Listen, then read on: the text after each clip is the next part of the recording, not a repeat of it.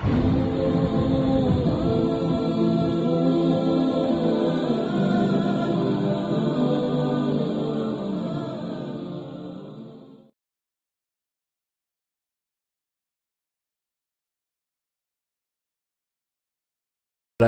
وصحبہ اجمعین۔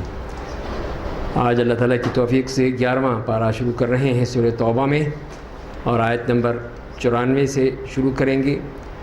اور یہاں بھی ان آیات میں تو بلا عذر جنگ سے رخصت طلب کرنے والوں کے لیے سخت اس میں وعید دی گئی ہے، اور اس کے بعد جو مختلف جو دیہاتی ہیں، بدو ہیں، ان کے بارے میں فرمایا ہے کہ ان کی کئی قسمیں ہیں، جس میں سے بعض دیہاتی ناواقفیت کی وجہ سے کفر و نفاق میں بہت ہی سخت ہوتے ہیں، شدید ہوتے ہیں، اور بعض دیہاتی منافقین بوجھ و جرمانہ سمجھ کر انفاق کرتے ہیں اور مسلمانوں کے لیے بدخواہ ہیں، ان کے خیر خواہ نہیں ہیں، اور بعض دیہاتی اور یہ بدو سچے اہل ایمان بھی ہیں۔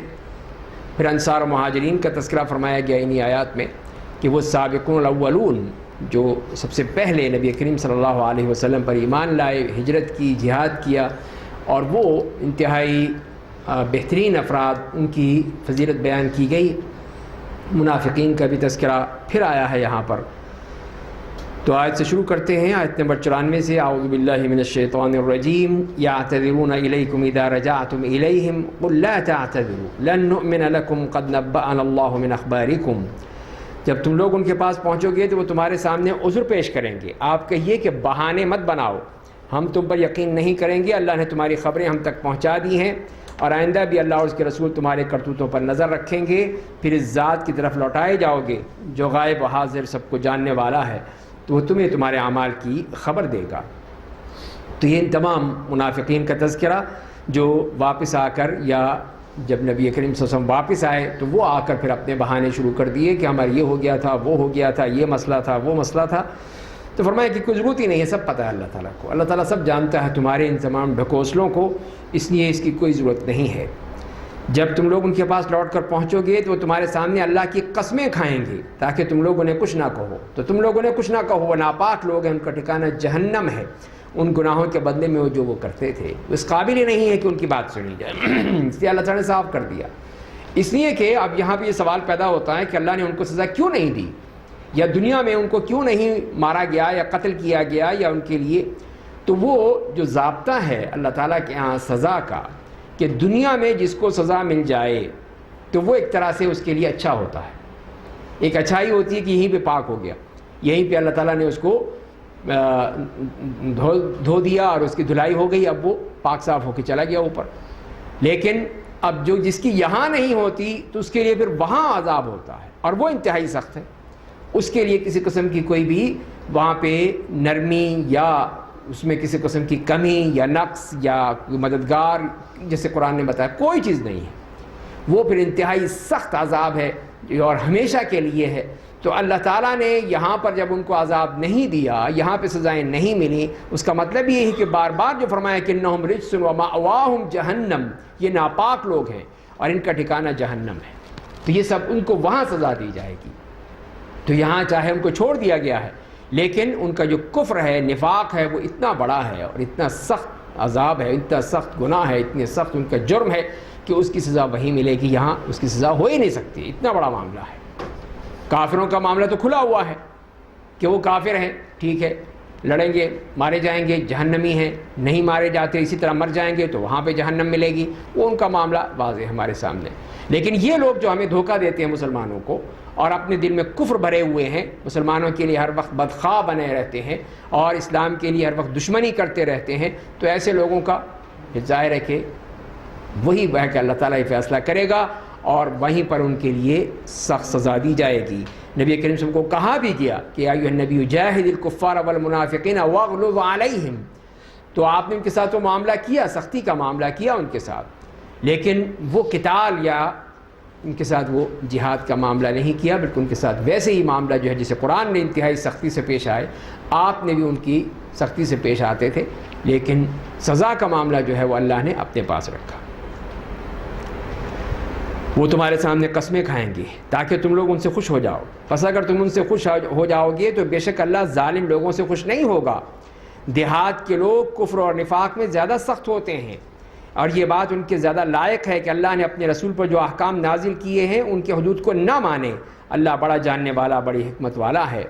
تو یہ وہ ہیں جو کہ انتہائی کفر میں اور نفاق میں اپنی انتہا کو پہنچے ہوئے یہ دیہاتی، یہ بدو، اور پھر کچھ ایسے بھی ہیں، بعض دیہاتی ایسے ہوتے ہیں کہ جو اللہ کی راہ میں خرچ کرتے ہیں اسے جرمانہ سمجھتے ہیں، مصیبت سمجھتے ہیں اپنے لیے، اور وہ تمہارے لیے مصیبتوں کا انتظار کرتے رہتے ہیں۔ مصیبت انہی پر آئے، اللہ بڑا سننے والا، بڑے جاننے والا ہے۔ تو یہ دیکھ لیے نشانی کتنی خطرناک ہے کہ جو وہ خرچ کرتے ہیں لیکن سمجھتے ہیں جرمانہ ہے ہم پر۔ جیسے ہمارے ہاں بھی کچھ لوگ ہیں زکوٰۃ کو کیا سمجھتے ہیں؟ ایک ظلم ہے، ایک زیادتی ہے، ہم نہیں دے سکتے، یہ کیوں دیں، یہ کیوں کریں، بالکل جیسے ٹیکس کے بارے میں بچتے ہیں اس طرح زکوٰۃ کے بارے میں ہیلے بہانے کہ زکوٰۃ سے بھی بچنے کی کوشش کی جائے۔ تو اللہ سے ڈرنا چاہیے ایسے لوگوں کو، کہیں ان کا حشر یہ نہ ہو جن منافقین کا ہوا کہ اللہ کی راہ میں خرچ کرتے اس کو جرمانہ سمجھتے تھے کہ یہ ہمارے اوپر کیا تاوان لگا دیا ہے کہ ہم یہ پیسے دیں اور یہ خرچ کریں۔ اسی طرح یہ جو لوگ اس طرح زکوٰۃ کو یا صدقات کو اپنے لیے ایک مصیبت سمجھتے ہیں۔ اور تیسری قسم وہ ہے بعض دیہاتیوں کی، ایسے ہوتے ہیں جو اللہ اور قیامت کے دن پر ایمان رکھتے ہیں، اللہ کے راہ میں جو خرچ کرتے ہیں اسے اللہ سے قربت اور رسول کی نیک دعاؤں کا ذریعہ سمجھتے ہیں۔ ہاں یقیناً یہ ان کے لیے قربت کا ذریعہ ہے، ان قریب اللہ انہیں اپنی رحمت میں داخل کرے گا، بے شک اللہ بڑا معاف کرنے والا، بڑا رحم کرنے والا ہے۔ تو یہ ان لوگوں کے بارے میں ہے کہ یہ وہ لوگ جو کہ اللہ کے نیک بندے ہیں، ایمان والے جو ایمان لائے، ان کا بھی تذکرہ فرما دیا تاکہ بات سب کی واضح ہو جائے۔ اور اس کے بعد پھر مہاجرین اور انصار سابقون الاولون کا تذکرہ فرمایا، اور مہاجرین اور انصار میں سے وہ اولین لوگ جنہوں نے ہجرت کرنے اور ایمان لانے میں دوسروں پر سبقت کی، اور وہ دوسرے لوگ جنہوں نے ان سابقین کی اخلاص کے ساتھ پیروی کی، اللہ ان سب سے راضی ہو گیا اور وہ سب اللہ سے راضی ہو گئے۔ اللہ نے ان کے لیے ایسی جنتیں تیار کی ہیں جن کے نیچے نہریں جاری ہوں گی، ان میں وہ ہمیشہ کے لیے رہیں گے، یہی عظیم کامیابی ہے۔ تو یہ اللہ تعالیٰ کے نیک بندے سابقون الاولون، ان کے لیے کتنی بڑی خوش نصیبی ہے کہ اللہ تعالیٰ بھی ان سے راضی ہو گیا اور وہ اللہ سے راضی ہو گئے۔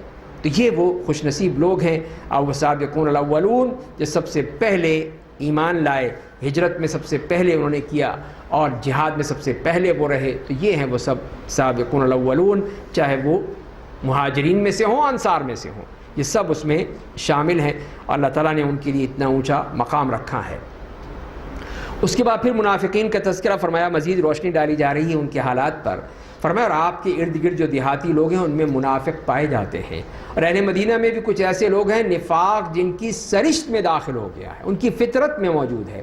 آپ انہیں نہیں جانتے، انہیں ہم جانتے ہیں، انہیں ہم دوبارہ عذاب دیں گے دگنا، پھر وہ عذاب عظیم کی طرف بھیج دیے جائیں گے۔ تو یہ دیکھ لیجئے ان کے لیے عذاب کا تذکرہ وہاں فرما دیا گیا کہ دگنا عذاب۔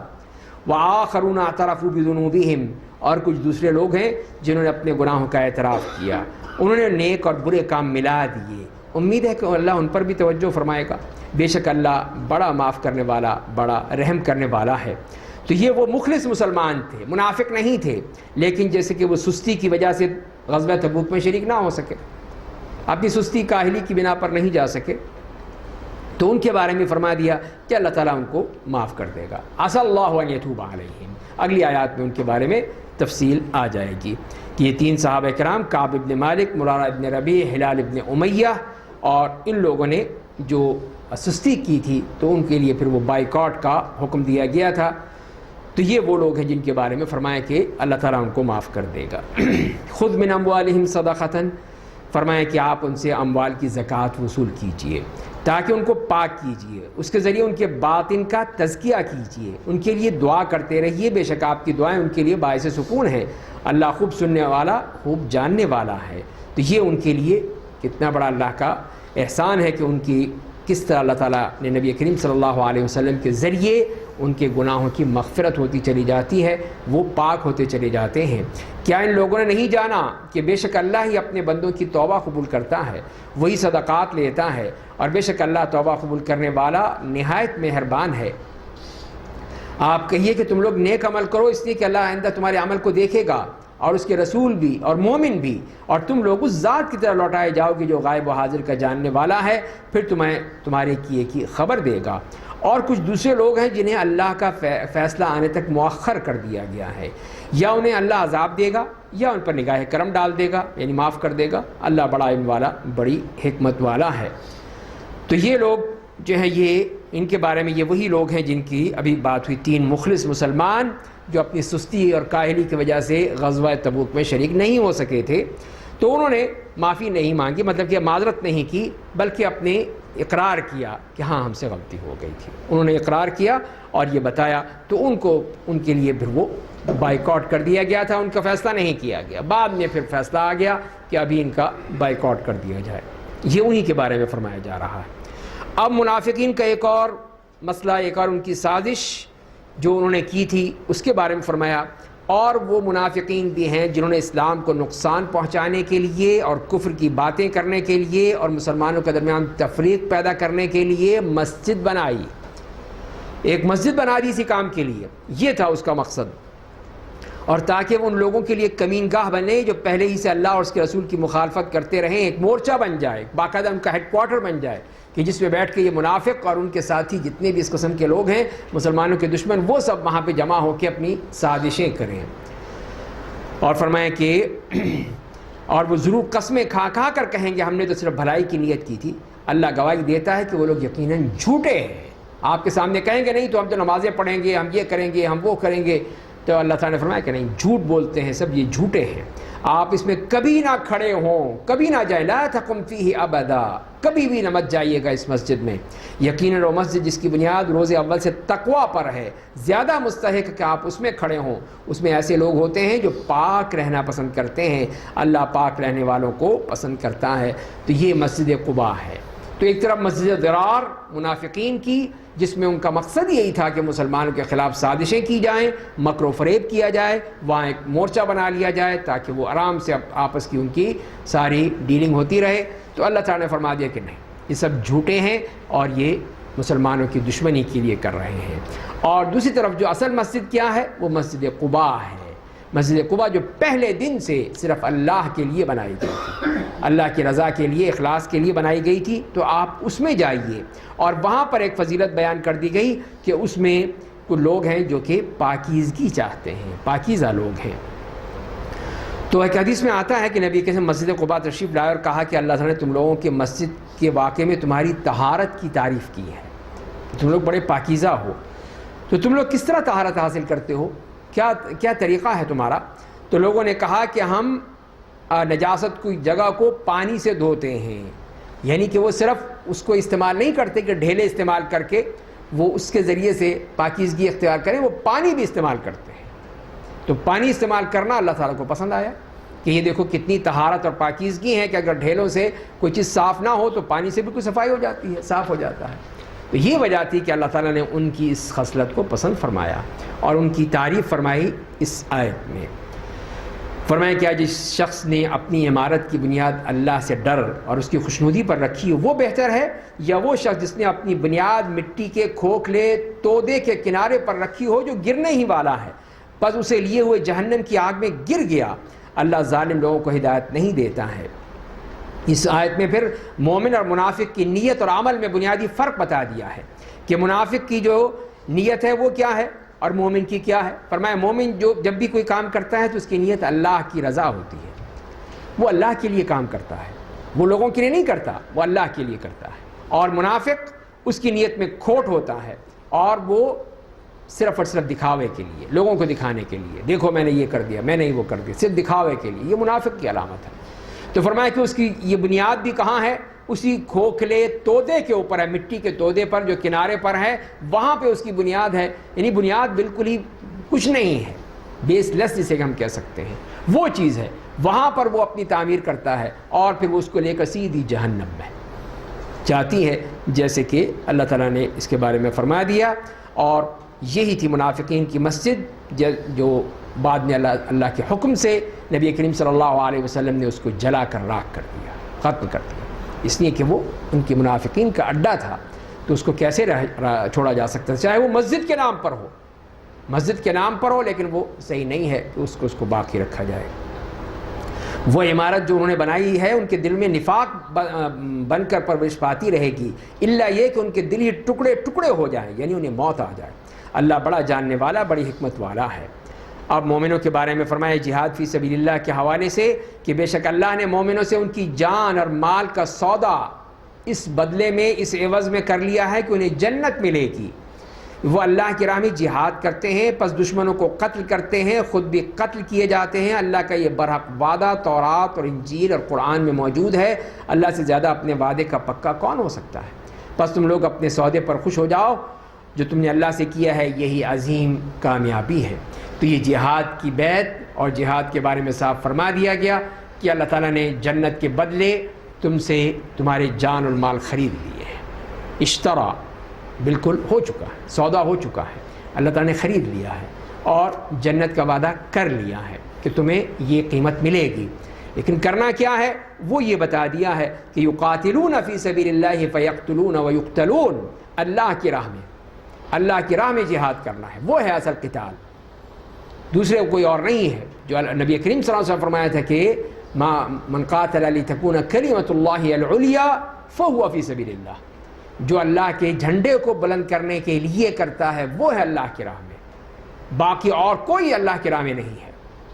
تو یہ جان لیجئے، آج تو ہے کہ جو بھی ہے سب شہید ہیں، سب شہید ہیں، اس قسم کے نعرے لگائے جاتے ہیں۔ شہید تو یہ ہے جو اللہ کے راہ میں شہید ہوتا ہے، وہاں پہ ان کفر کے خلاف، نفاق کے خلاف، ان کے خلاف جنگ کرتا ہے، وہ ہے شہید، اس کو شہادت کا درجہ دیا گیا ہے۔ تو فرمایا کہ اللہ سے زیادہ اپنے وعدے کا پکا کون ہو سکتا ہے؟ پس تم لوگ اپنے سودے پر خوش ہو جاؤ جو تم نے اللہ سے کیا ہے، یہی عظیم کامیابی ہے۔ وہ مومن توبہ کرنے والے، عبادت کرنے والے، اللہ کی تعریف کرنے والے، اللہ کے دین کی خاطر زمین میں چلنے والے، رکوع کرنے والے، سجدہ کرنے والے، بھلائی کا حکم دینے والے، برائی سے روکنے والے اور اللہ کی حدود کی حفاظت کرنے والے، اور آپ مومنوں کو خوشخبری دے دیجئے۔ تو یہ مومنوں کی صفات بیان کر دی گئیں کہ یہ وہ لوگ ہیں، ایک تو جہاد میں بڑھ چڑھ کر حصہ لینے والے، اس کے لیے تیار، اور دوسرے ان کی یہ ساری وہ صفات ہیں جو ان کی بتا دی گئی ہیں، اور اس میں خاص طور پہ السائحون جو فرمایا گیا ہے۔ بعض نے کہا اس سے مراد روزہ دار ہے، بعض نے کہا کہ مہاجرین ہے، بعض نے کہا طلاب علم ہیں، اور ایک حدیث میں آتا ہے کہ صحابی نے کہا مجھے سیاحت کی اجازت دے دیجئے، تو آپ نے فرمایا کہ میری امت کی سیاحت جہاد فی سبیل اللہ ہے، یہ ہے سیاحت۔ یہ اس طرح پہاڑوں میں اور گھومتا پھرنا غاروں میں، صحراؤں میں، یہ کوئی سیاحت نہیں ہے۔ نبی اور ایمان والوں کے لیے مناسب نہ تھا کہ وہ مشرکوں کے لیے یہ بات کھل کر سامنے آ جانے کے بعد کہ وہ جہنمی ہیں ان کے لیے دعائے مغفرت کریں، چاہے وہ رشتہ دار ہی کیوں نہ ہو۔ اور ابراہیم نے اپنے باپ کے لیے دعائے مغفرت صرف اس وعدے کو پورا کرنے کے لیے کی تھی کہ جنہوں نے اس سے کیا تھا کہ جب انہیں یقین ہو گیا کہ وہ اللہ کا دشمن ہے تو اس سے کنارہ کش ہو گئے۔ بے شک ابراہیم درد مند اور بردبار تھے۔ تو یہاں پر سورت کی ابتدا میں بھی اور بعد والی آیات میں بھی مشرکین اور منافقین سے بالکل ہی کنارہ کشی اور ان سے دور رہنے کا حکم دیا گیا ہے، ان سے کوئی تعلق نہیں ہونا چاہیے۔ اسی لیے یہاں پر فرما دیا کہ اگر تمہارا کوئی رشتہ دار مشرک ہے تو اب تمہارے لیے جائز نہیں ہے کہ اس کے لیے استغفار کی دعا کرو، جائز ہی نہیں ہے، کر ہی نہیں سکتے، نہ نبی کریم صلی اللہ علیہ وسلم کے لیے اور نہ مسلمانوں کے لیے۔ مشرک ہے، استغفار نہیں ہو سکتا، اس کے لیے کسی قسم کی دعا نہیں ہو سکتی، قرآن نے کہہ دیا۔ اور حضرت ابراہیم علیہ السلام کا حوالہ بھی ہے کہ انہوں نے کہا تھا لاستغفرن لک، جب اپنے والد سے کہا تھا جاتے ہوئے کہ میں آپ کے لیے دعا استغفار کروں گا، تو اس کی وجہ بتا دی اللہ تعالیٰ نے۔ اس کی وجہ یہ تھی کہ وہ انہوں نے وعدہ کیا تھا اپنے باپ سے کہ میں آپ کے لیے استغفار کروں گا، لیکن جب انہیں پتہ چل گیا کہ یہ غلط ہے تو پھر فوراً پیچھے ہٹ گئے کہ نہیں اب میں نہیں کروں گا۔ تو یہ اللہ تعالیٰ نے بتا دیا کہ انہ عدو للہ تبرأ منہ، کہ جب معلوم ہوا کہ تو اللہ کا دشمن ہے، یہ مشرک ہے، تو پھر فوراً پیچھے ہٹ گئے۔ وما كان اللہ لیضل قوما، اور اللہ کسی قوم کو ہدایت دینے کے بعد گمراہ نہیں کرتا ہے جہاں تک کہ ان کے لیے وہ چیزیں بیان کر دیتا ہے جن سے بچنا ضروری ہے، بے شک اللہ ہر چیز کی خبر رکھتا ہے۔ تو ان مخلص صحابہ اور منافقین کا موازنہ بھی ہو گیا جو اگلی آیات میں آ رہا ہے۔ فرمایا کہ بلا شبہ آسمان و زمین کی بادشاہت اللہ کے لیے ہے، وہی زندگی اور موت دیتا ہے، اللہ کے علاوہ تمہارا کوئی یار و مددگار نہیں ہے۔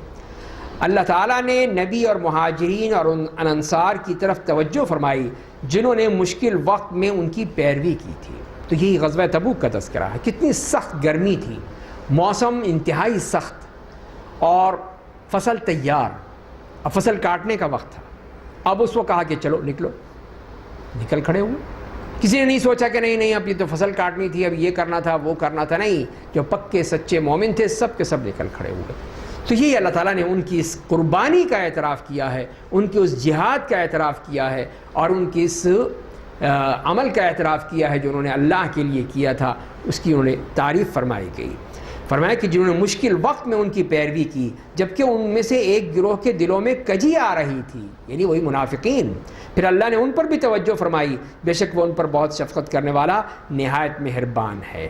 اور اب وہ ان تین کا تذکرہ بھی آ گیا جس کے بارے میں پہلے اشارہ فرمایا تھا، اور فرمایا کہ اور ان تینوں پر بھی توجہ فرمائی جو پیچھے رہ گئے تھے، یہاں تک کہ جب زمین اپنی وسعت کے باوجود ان پر تنگ ہو گئی، خود ان کی جانیں ان پر تنگ ہو گئیں، اور انہیں یقین ہو گیا کہ اللہ سے بھاگ کر اس جناب کے علاوہ دنیا میں اور کوئی جائے پناہ نہیں ہے، کہیں نہیں جا سکتے، تو اللہ نے ان کی طرف توجہ فرمائی تاکہ وہ توبہ کر لیں، بے شک اللہ ہی توبہ قبول کرنے والا نہایت مہربان ہے۔ تو یہ تین حضرات جن کے بارے میں صحیح بخاری میں لمبی حدیث میں تمام تفصیل بیان کی گئی ہے، تو یہ تینوں صحابہ کرام، اب جیسے کہ ان کے بارے میں اللہ تعالیٰ نے فیصلہ کر دیا، اب جب کہ یہ وہ مسئلہ ہوا جب انہوں نے کہا آ کے نبی کریم صلی اللہ علیہ وسلم کو کہ ہم نے غلطی کی، کوتاہی کی ہماری، تو آپ نے کہا کہ اب اللہ تمہارا فیصلہ کرے گا، اور بعد میں پھر آ گیا کہ آرڈر آ گئے ہیں کہ تمہارا بائیکاٹ کیا جائے، ایسا بائیکاٹ جس کی کوئی مثال مل ہی نہیں سکتی ہے، نہ پہلے تھی نہ بعد میں، کوئی ایسی مثال نہیں، کہ جیسے کعب ابن مالک کہتے ہیں اسی حدیث میں کہ میرے دونوں ساتھی تو بڑی عمر کے تھے، بیچارے وہ اپنے گھر میں بیٹھ کر روتے رہتے تھے اسی پہ کہ یہ آزمائش کتنی سخت ہے، میں ذرا جوان تھا، نکلتا تھا باہر جاتا، بات چیت کرنے کی کوشش کرتا، کوئی مجھ سے بات نہیں کرتا، کوئی مجھ سے بالکل دیکھتا ہی نہیں تھا، نماز پڑھنے جاتے تھے مسجد میں، نبی کریم صلی اللہ علیہ وسلم کی طرف دیکھتے تھے کہ آپ مجھے دیکھ رہے ہیں یا نہیں دیکھ رہے ہیں، تو انہوں نے محسوس کیا کہ جب میں نماز پڑھ رہا ہوتا ہوں یا نہیں دیکھتا تو آپ مجھے دیکھتے ہیں، جیسے میں رخ کرتا ہوں فوراً منہ ادھر کر لیتے ہیں، کہ میرا دل کٹ جاتا تھا کہ کتنی بڑی ایک محبوب شخصیت وہ مجھ سے ناراض ہے یا میری سے منہ نہیں کر رہی، میری طرف رخ نہیں کر رہی، کتنا دکھ ہوتا ہوگا، تو اسی لیے بڑے پریشان رہتے تھے، بڑے ہی اللہ سے روتے تھے کہ یہ کیا ہوا، اسی لیے تو اللہ تعالیٰ نے فرمایا کہ زمین ان کے لیے باوجود وسعت کے تنگ ہو گئی تھی، کوئی بھی وہاں پر بات کرنے کو تیار نہیں تھا ان سے، اپنے ایک اور کزن کے پاس گئے، اس سے بات کرنے کی کوشش کی، اس نے کہا کہ جو اللہ اور اس کے رسول نے فیصلہ کیا بس اب میں کچھ نہیں کہہ سکتا۔ وہیں پہ کہ راستے میں جا رہے تھے ایک بندے لوگ اشارے کرنے لگے کہ یہ ہے، تو وہاں پر ایک بندہ آیا ان کے پاس، جی میں شاہ غسان کی طرف سے آیا ہوں اور اس نے ایک خط بھیجا ہے تمہارے نام، لاؤ بھائی کیا ہے خط، لے کر آئے، دیکھا تو اس میں لکھا تھا کہ ہمیں معلوم ہوا ہے کہ تمہارے جو سردار ہیں یا آقا ہیں انہوں نے تمہیں بالکل ہی الگ کر دیا ہے، تو تم تو ایسے آدمی نہیں ہو، آ جاؤ ہمارے پاس، ہمارے پاس آ جاؤ، ہم تمہاری مدد کریں گے، ہم تمہیں بڑے عزت و اکرام سے رکھیں گے۔ تو ہم جیسا ہوتا تو کیا تھا، یہ تو دیکھو گرین کارڈ کی جو ہے مل گئی، اس کی لاٹری نکل آئی، میں تو چلتا ہوں، فوراً تیار ہو جاتا، لیکن یہ کعب ابن مالک تھے، انہوں نے وہی خط اٹھا کے اسی چولہے میں جھونک دیا اپنے تندور میں جہاں آگ جل رہی تھی، یہ تو اور بڑی مصیبت ہے کہ میں اللہ اور اس کے رسول کو چھوڑ کے اس عیسائی کے پاس چلا جاؤں، یہ نہیں ہو سکتا، یہ تو اللہ اور اس کے رسول کا فیصلہ ہے، ٹھیک ہے اپنی جگہ ہے۔ تو یہی ہے کہ ہم لوگ جیسے ان ذرا سی باتوں کے لیے بھاگتے ہیں کہ وہاں یہ مل جائے گا، وہاں وہ مل جائے گا، یہ نہیں دیکھتے کہ ہم دارالکفر میں رہ کے وہیں مر جائیں گے تو پھر کیا اثر ہوگا، کیا حالت ہوگی ہماری۔ ہر شخص جو اسی دوڑ میں لگا رہتا ہے کہ مل جائے وہاں کی نیشنلٹی، مل جائے وہاں کا کارڈ، مل جائے وہاں کی امیگریشن، مل جائے ہر چیز، ہم اسی میں لگے رہتے ہیں، یہ نہیں سوچتے اسلام، پھر کہتے ہیں اس میں کیا رکھا، اس میں اور اس میں فرق کیا ہوا ہے۔ یہ سب شیطانی وسوسے ہیں، شیطان برگلاتا ہے، بہکاتا ہے، اور اس طرح کی اس میں پٹیاں پڑھاتا ہے کہ نہیں جاؤ وہاں پہ تو تمہاری جنت مل جائے گی، وہاں بڑے مزے کرو گے، وہاں یہ ہے، وہاں وہ ہے، وہاں یہ ہے، یہ سب بکواس ہے۔ اگر یہ دیکھیں نمونہ صحابہ کرام کو، صحابی کو بالکل زبردست ان کو آفر آئی ہوئی تھی لیکن نہیں گئے، دین کو فوقیت دی، اللہ اور اس کے رسول کے حکم کو فوقیت دی، مدینے کو فوقیت دی، اور وہاں پر ہی رہے، چاہے اتنی سختی میں تھے، اتنی پریشانی میں تھے، لیکن یہی دیکھا، یہ ایمان تھا ان کو، ان کے ایمان نے ان کو روکا۔ تو یہ چیز ہے کہ جس کو ہمیں سمجھنا چاہیے کہ ہم ہر چمکتی ہوئی چیز سونا نہیں ہوتی۔ یا ایھا الذین آمنوا اتقوا اللہ وکونوا مع الصادقین، اے ایمان والو اللہ سے ڈرو اور سچ بولنے والوں کے ساتھ ہو جاؤ۔ انہوں نے سچ بولا تھا، تو مشکل تو آئی، پریشانی تو آئی، لیکن قیامت تک کے لیے ان کی تاریخ رقم ہو گئی۔ اس کتاب میں اللہ نے اپنی کتاب میں لکھ دی ان کی سچائی کو جانتے ہوئے کہ کس طرح وہ سچ بولے، ورنہ وہ بھی منافقین کی طرح کوئی معذرت کر لیتے، جھوٹ بول لیتے تو ان کا مسئلہ بھی حل ہو جاتا۔ نہیں، انہوں نے اس مصیبت کو برداشت کر لیا، لیکن اللہ کے ہاں سرخرو ہو گئے۔ اہل مدینہ اور ان کے آس پاس کے دیہاتیوں کے لیے بات مناسب نہ تھی کہ وہ رسول اللہ کے ساتھ جانے سے پیچھے رہ جاتے اور اپنی جانوں کو ان کی جان پر ترجیح دیتے، اس لیے اگر مجاہدین کو راہ جہاد میں پیاس لگی یا کوئی تکلیف پہنچی یا بھوک نے ستایا یا کسی جگہ سے ان کی گزر کافروں کو ناراض کیا یا دشمن سے کوئی چیز چھین لی، تو ان میں سے ہر ایک کے بدلے ان کے لیے ایک نیک کام لکھا گیا ہے، نیکی لکھی گئی ہے۔ بے شک اللہ نیکی کرنے والوں کا اجر ضائع نہیں کرتا ہے۔ تو یہی غزوہ تبوک والے ہیں کہ اس وقت اس سختی میں، تنگی میں، پریشانی میں جو گئے تھے، ان کے لیے اللہ تعالیٰ نے کتنی بڑی آسانیاں فرما دی، کتنا ان کے لیے سب کچھ فرما دیا کہ وہ کوئی بھی چیز، پیاس ہے، بھوک ہے، تکلیف ہے، کوئی اور سختی ہے، کسی قسم کا کوئی مسئلہ ہے تو نیکیاں ہی نیکیاں، اس کے بدلے نیکیاں ہی نیکیاں لکھی جائیں گی۔ اور اگر انہوں نے اللہ کی راہ میں کوئی چھوٹی رقم خرچ کی ہے یا بڑی ہے یا کسی وادی کو طے کیا ہے تو ان کے نامہ اعمال میں لکھ دیا گیا تاکہ اللہ ان کے کاموں کا اچھا بدلہ دے۔ تو یہ اللہ تعالیٰ ان کے لیے کتنا بڑا ان کے لیے ثواب کا راستہ کھول دے کہ کوئی بھی کام ہو، کوئی بھی چیز ہو، چھوٹی ہو یا بڑی ہو، ان کے لیے نیکیاں ہی نیکیاں ہیں کہ انہوں نے کتنی سختی جھیلتے ہوئے اس غزوہ میں شریک ہوئے۔ پھر اس کے ساتھ ساتھ جہاں پہ جہاد کی بات ہو رہی ہے وہاں علم کی بات بھی کر دی۔ وما كان المؤمنون لينفروا كافة، یہ بات مناسب نہیں ہے کہ تمام ہی مومن جہاد کے لیے چلے جائیں، سارے چلے جائیں گے تو پیچھے کون رہے گا، پھر پیچھے والے کام کون کرے گا؟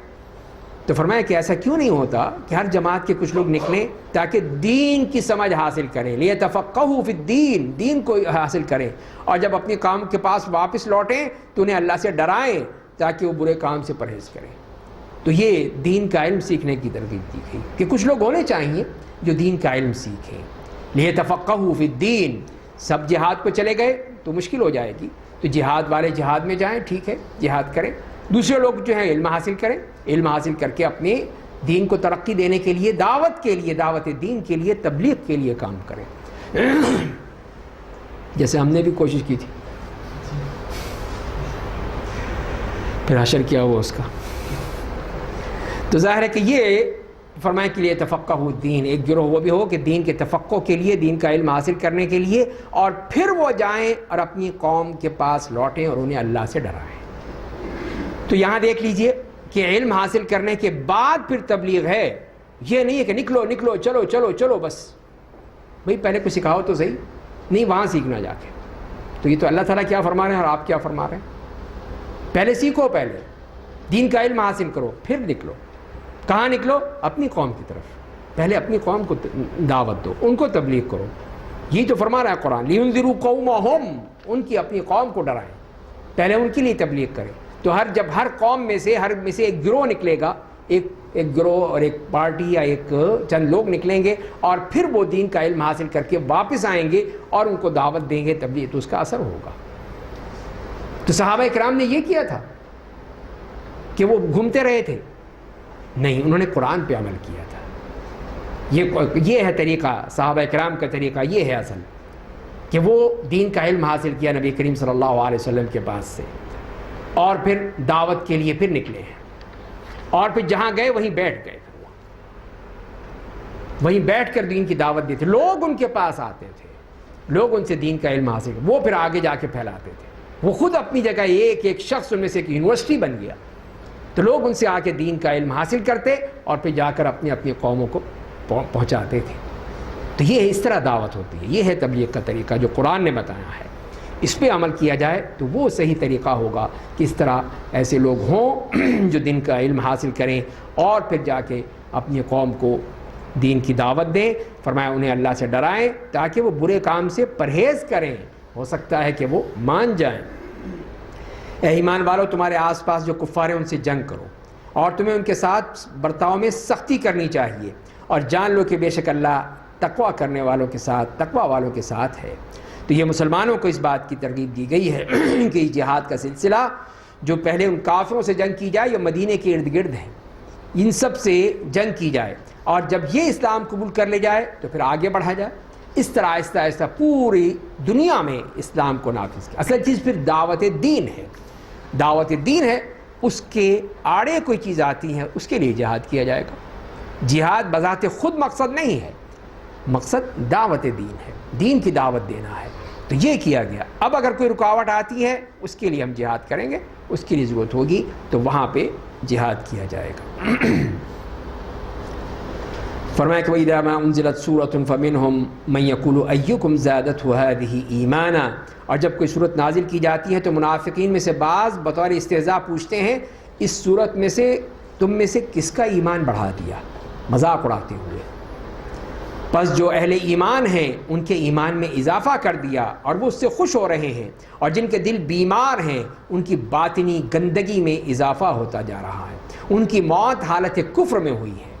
تو یہی ہے کہ یہ لوگ جو منافقین ہیں ان کے کفر میں بڑھوتری ہوگی، کفر بڑھے گا، لیکن مومن ان کی تو مومن کی ایمان میں اضافہ ہوتا ہے، وہ خوش ہوتا ہے۔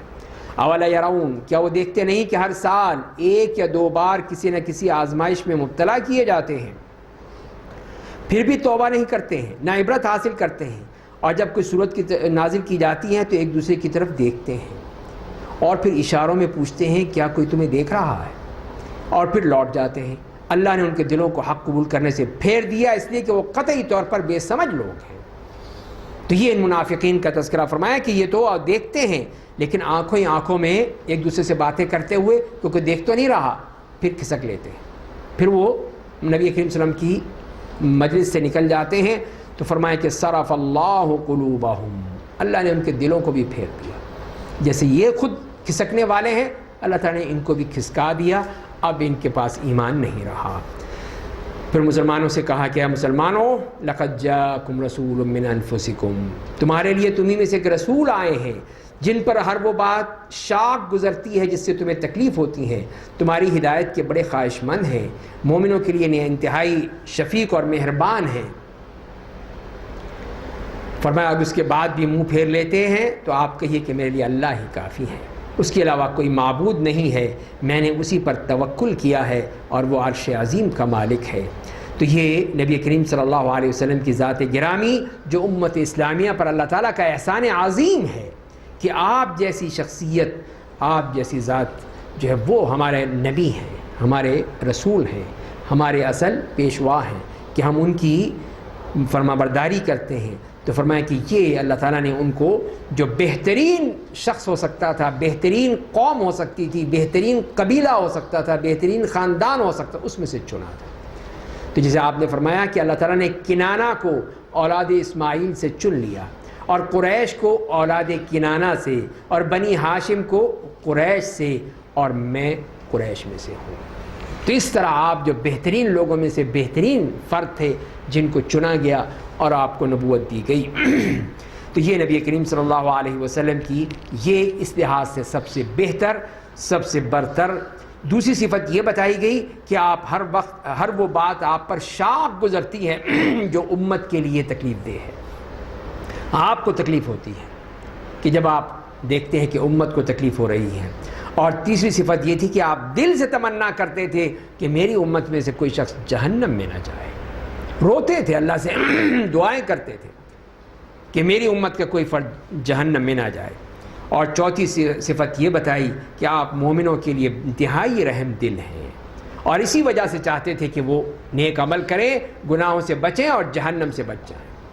اسی لیے آپ کی رحم دلی اور آپ کی یہ شفقت اور محبت تھی اپنی امت کے لیے کہ آپ ہمیشہ ان کے لیے دعائیں ہی کرتے رہتے تھے۔ لا الہ الا هو علیہ توکلت وہو رب العرش العظیم۔ تو آپ اگر اس کے بعد بھی منہ پھیر لیتے ہیں، اگر پھر بھی نہیں مانتے آپ کو اور آپ کی باتوں کو، تو پھر ٹھیک ہے، آپ اللہ پہ توکل کیجئے کہ اللہ ہی میرے لیے کافی ہے، اس کے علاوہ کوئی معبود نہیں ہے، میں نے اسی پر توکل کیا اور وہ عرش عظیم کا مالک ہے۔ اب یہاں پہ یہ صورت ختم ہوتی ہے، اس کے بعد سورہ یونس آتی ہے جس کی 109 آیات ہیں۔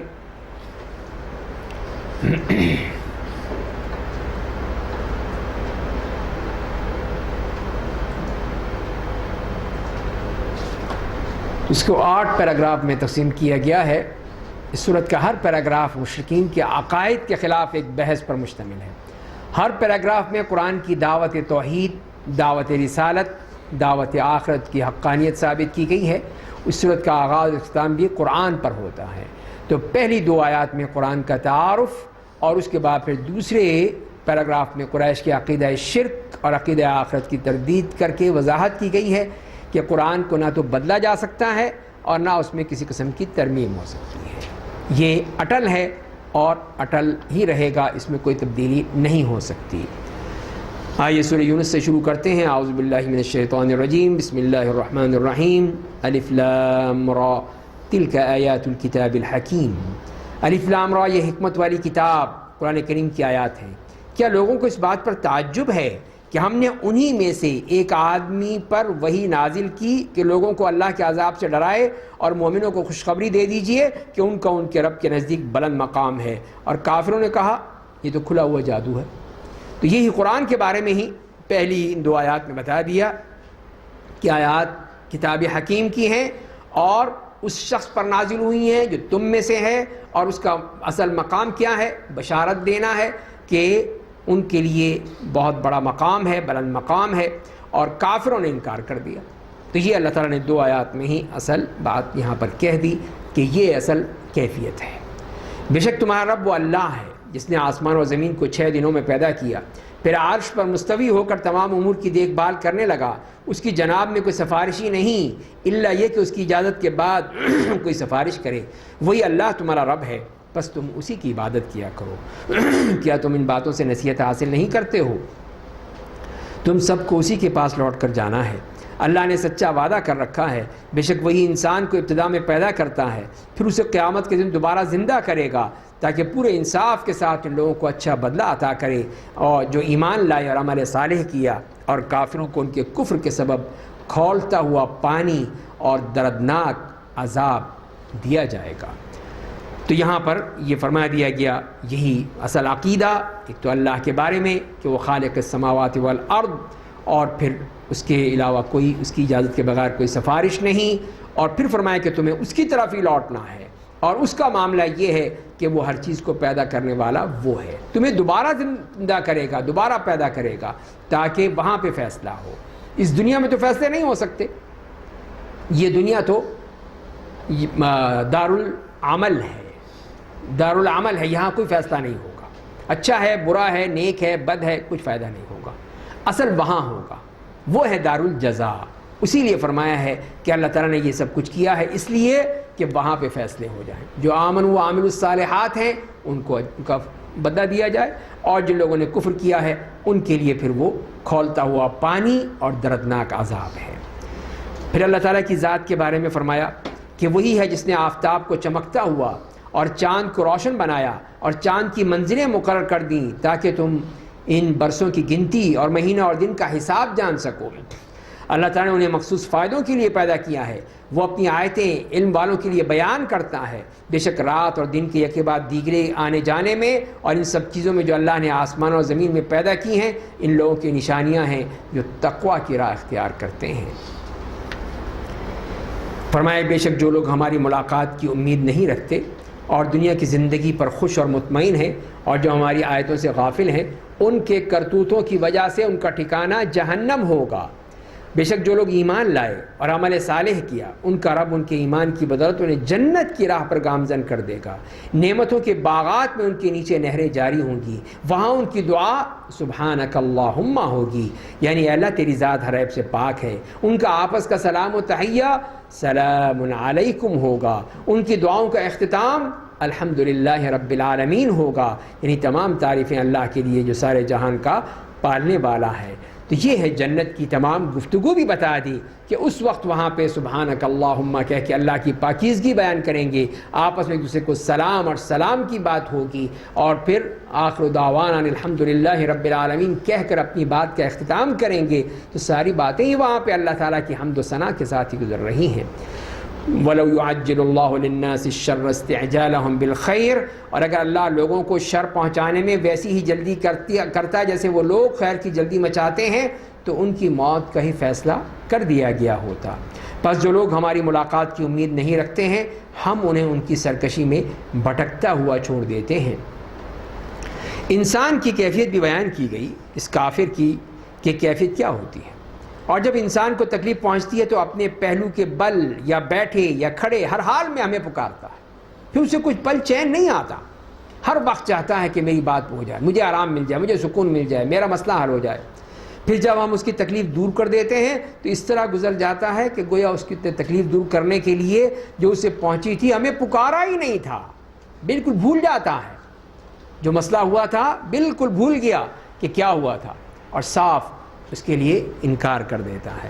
حد سے تجاوز کرنے والوں کے لیے ان کے اعمال اسی طرح خوبصورت بنا دیے جاتے ہیں، اور تم سے پہلے بہت سی قوموں نے جب ظلم کیا تو ہم نے انہیں ہلاک کر دیا، اور ان کے انبیاء ان کے پاس کھلی نشانیاں لے کر آئے تھے لیکن وہ ایمان لانے والے نہیں تھے۔ ہم مجرموں کو ایسی ہی سزا دیتے ہیں۔ پھر ان کے بعد زمین کا وارث ہم نے تمہیں بنا دیا تاکہ دیکھیں کہ تم کیسا عمل کرتے ہو، کہ اب تمہاری باری ہے، اب تم بتاؤ، دیکھو تمہارا عمل کیسا ہے۔ اور جب ان کے سامنے ہماری صاف اور کھلی آیتوں کی تلاوت کی جاتی ہے تو جو ہماری ملاقات کی امید نہیں رکھتے کہتے ہیں کہ اس کے علاوہ کوئی اور قرآن لاؤ یا اسی میں کچھ تبدیلی لے آؤ۔ آپ کہہ دیجئے کہ میں اسے اپنی جانب سے نہیں بدل سکتا، میں تو صرف اس کی پیروی کرتا ہوں جو مجھ پر وحی کی جاتی ہے۔ اگر میں اپنے رب کی نافرمانی کروں تو یقیناً ایک بڑے دن کے عذاب سے ڈرتا ہوں۔ تو یہ کہ قرآن ہی بدل ڈالو، تو یہی ہے مسلمانوں کا معاملہ، خود تو بدلتے نہیں، قرآن کو بدل دیتے ہیں۔ تو یہی ان کا معاملہ تھا، کفار نے یہی کہا تھا کہ یہ کیا چیزیں ہیں، اتنی توحید ہے، اتنی یہ چیزیں ہیں ساری، یہ نکالو اس میں سے، اس کی جگہ یہ ڈالو۔ تو آج کے بھی جو ہیں وہ یہی چاہتے ہیں، جو سیکولر مائنڈڈ لوگ ہیں وہ یہی چاہتے ہیں کہ اس میں اتنی سختی یہ کیوں ہے، نکالو اس کو، اس کی جگہ ایک نیا قرآن ہونا چاہیے، ایک لبرل، ہر چیز جو بڑی لبرل ہو، یہ بھی ٹھیک، یہ بھی ٹھیک، وہ بھی ٹھیک، یہ بھی کافی، یہ بھی چلے گا، سب کچھ چلے گا۔ تو پھر وہ ہوگا کیا، پھر ایک چوں چوں کا مربع ہی ہوگا پھر وہ، کہ جو اس میں کوئی چیز سمجھنے والی نہ ہو۔ تو یہ تو اللہ کی کتاب ہے، اللہ کا قانون ہے، اس کی شریعت ہے، یہ کیسے بدلی جا سکتی ہے؟ یہ کوئی کسی ملک کا قانون ہے کہ اس میں ایک ترمیم، دوسری ترمیم، تیسری ترمیم اور ترمیمیں ہی ترمیمیں ہوتی رہتی ہیں، یہ بدل ڈالو، اب یہ بدل ڈالو۔ تو یہ کوئی قانون نہیں ہے کسی ملک کا، یہ اللہ کا کلام ہے جو مستقبل کو بھی جانتا ہے، ماضی کو بھی جانتا ہے، حال کو بھی جانتا ہے، قیامت تک کے لیے تمام اعمال کو، احوال کو جانتا ہے، اس کا کلام ہے۔ تو لہذا اس میں کوئی تبدیلی نہیں ہو سکتی، جو بات ہے وہ اٹل ہے اور قیامت تک کے لیے ہے۔ وہ بھی لوگ جو یہ کہتے ہیں کہ نہیں یہ اس زمانے کی باتیں تھیں، ان بدوؤں کے لیے تھیں جو وہاں جزیرے عرب میں رہتے تھے، جو سوائے کھجوروں اور اونٹ کے علاوہ ان کو کچھ پتہ ہی نہیں تھا۔ آج کل کے نہیں، آج کل کا انسان تو بڑا ہی ترقی یافتہ ہے، حالانکہ دیکھتے نہیں وہ وہیں کھڑا ہے جہاں پہ وہ کھڑے تھے، ان سے آگے ایک قدم آگے نہیں بڑھا، اسی طرح جاہلیت میں پڑا ہوا ہے، اسی طرح اسی شرک میں پڑا ہوا ہے۔ کہاں آگے بڑھا، کون سی ترقی ہوئی اس کی تو ذہنیت وہیں کہ وہیں اٹکی ہوئی ہے۔ تو اسی لیے پھر تبدیلی کیسے ہو سکتی ہے؟ تبدیلی نہیں ہو سکتی، یہ قرآن اسی طرح اٹل رہے گا اور قیامت تک کے لیے رہے گا، تمام مسلمانوں کی، تمام انسانیت کے لیے رہے گا، اور اس وقت تک یہ باقی رہے گا۔ تو اسی لیے صاف کہہ دیا کہ نہیں، میں نہیں بدل سکتا، میں تو اس وحی پہ عمل کروں گا جو اللہ کی طرف سے مجھ پر آتی ہے، اگر میں اس کا انکار کروں تو ایک بہت بڑے دن کا عذاب مجھے پکڑ لے گا۔ آپ کہہ دیجئے اگر اللہ نے چاہا ہوتا تو میں تمہارے سامنے اس کی تلاوت نہ کرتا، اللہ تمہیں اس کی خبر نہ دیتا، میں تو تمہارے درمیان اس سے پہلے ایک عمر گزار چکا ہوں، کیا تم عقل سے کام نہیں لیتے؟ پہلے مجھے امین اور صادق کہتے تھے، اب مجھے جھوٹا کہہ رہے ہو؟ تمہیں خود سوچو کہ پہلے میرے بارے میں تمہاری کیا رائے تھی اور اب تمہاری کیا رائے بن گئی، یہ کیسے ہو سکتا ہے؟ بس اس آدمی سے بڑھ کر ظالم کون ہے جو اللہ کے بارے میں جھوٹ بولے یا اس کی آیتوں کو جھٹلائے؟ بے شک مجرم لوگ کامیاب نہیں ہوں گے، تو ان کے لیے کوئی کامیابی نہیں ہے۔ اور وہ لوگ اللہ کے بجائے ایسوں کی عبادت کرتے ہیں جو انہیں نہ نقصان پہنچا سکتے ہیں نہ فائدہ، اور کہتے ہیں کہ اللہ کے حضور یہ ہمارے سفارشی ہیں۔ اور آپ کہیے کیا تم لوگ اللہ کو ایسی بات کی اطلاع دیتے ہو جس سے ہونے کی خبر اسے نہ آسمانوں میں ہے نہ زمین میں؟ اس کی ذات ان مشرکانہ عمل سے پاک اور برتر ہے۔ یہ سب اپنی طرف سے تم نے ہاک رکھا ہے کہ یہ ہمارے سفارشی ہیں، یہ ہمارے کام کر دیں گے، ہم اس کی پوچھڑ پکڑ کے ان کے پیچھے پیچھے سیدھے جنت میں نکل جائیں گے۔ چلو جی، پیر صاحب لے گئے، سب کو بخشوا دیا، ٹھیکہ لیا ہوا تھا انہوں نے کہ سارے یہ ٹھیکیدار جو آ جائیں گے جنت کے ٹھیکیدار، یہ جنت میں نہیں صرف جہنم میں جائیں گے، جو جنت کے لیے کہہ رہے تھے کہ بس جی آ جاؤ جی، آ جاؤ میری پوچھل پھڑ کے نیچے آ جاؤ میرے پیچھے پیچھے سیدھے جنت جی، تو یہ نہیں ہو سکتا. تو یہ انہوں نے سمجھ رکھا تھا. تو اللہ تعالیٰ یہی فرما رہے ہیں کہ یہ کہاں سے لا رہے، کون سی باتیں لا رہے ہو، نہ آسمان میں، نہ زمین میں، نہ دنیا میں، نہ آخرت میں کہیں بات ہوئی نہیں ہے، یہ تم نے کہاں سے لگا لیا کہ بس جی پیر صاحب کے پیچھے چلو، بس جو پیر صاحب کہیں بس وہی ہے، وہی ہمیں جنت میں لے جائیں گے. تو کیا جنت اتنی سستی ہے کہ بس جو مرضی کہہ دے اس کے پیچھے چل پڑیں گے؟ ام حسبتم ان تدخلوا الجنہ، کہ تم سمجھتے ہو کہ جنت میں داخل ہو جاؤ گے؟ وَلَمَّا يَعْلَمِ اللَّهُ الَّذِينَ جَاهَدُوا مِنكُمْ وَيَعْلَمَ الصَّابِرِينَ، کہ جب تک کہ اللہ تعالیٰ جان نہیں لے گا کہ تم میں سے کون ہے جنہوں نے جہاد کیا اور جنہوں نے صبر کیا. تو یہ آزمائشیں ہی تو آدمی کو کندن بناتی ہیں. تو ان آزمائشوں میں ڈال کر ہی پھر دیکھا جائے گا کہ کون ہے جو جنت کا مستحق ہوگا. وہ سمجھتے ہیں کہ جنت بھی بڑی آسانی سے مل جائے گی. تو یہ انہی لوگوں کے بارے میں صاف کہہ دیا. اور تم لوگوں کی صرف ایک جماعت تھی، پھر ان کے آپس میں اختلاف ہو گئے. اگر آپ کے رب کی جانب سے ایک بات پہلے سے طے نہ ہوتی تو جن باتوں میں وہ آپس میں اختلاف کرتے ہیں ان میں ان کے درمیان فیصلہ کر دیا جاتا. اور وہ کہتے ہیں کہ اس کے لیے اس کے رب کی جانب سے کوئی نشانی کیوں نہیں نازل کی جاتی؟ تو آپ کہیے غیب کی باتیں صرف اللہ کے علم میں ہیں، بس تم لوگ انتظار کرو، میں بھی تمہارے ساتھ انتظار کرتا ہوں. وہاں سارے فیصلے ہو جائیں گے، یہاں تو فیصلہ ہونا نہیں ہے. اور جب ہم لوگوں کو کسی تکلیف کے بعد اپنے فضل و کرم کا مزہ چکھاتے ہیں تو وہ اچانک ہماری آیتوں کے بارے میں مکر و فریب سے کام لینے لگتے ہیں. آپ کہیے اللہ اپنی چال میں تم سے زیادہ تیز ہے. ہمارے فرشتے تمہاری مکاریوں کو لکھ رہے ہیں کہ تم جو کچھ کرو گے لکھا جا رہا ہے، نوٹ ہو رہا ہے، کوئی چیز رہ نہیں جائے گی. وہی ہے جو تمہیں خشکی اور سمندر میں چلاتا ہے، یہاں تک کہ جب تم کشتی میں ہوتے ہو اور وہ کشتیاں موافق ہواؤں کے سہارے انہیں لے کر چل رہی ہوتی ہیں اور وہ ان کی رفتار سے خوش ہوتے ہیں کہ اچانک تیز ہوا ان کشتیوں کو آ لیتی ہے اور ہر جانب سے موج ان لوگوں کو اپنے گھیرے میں لے لیتی ہے. انہیں یقین ہو جاتا ہے کہ اب پھنس گئے، اب گئے، مر گئے. اب تو اللہ کو اس کے لیے مکمل طور پر بندگی کرتے ہوئے، خالص کرتے ہوئے پکارتے ہیں کہ اللہ بچا لے ہمیں.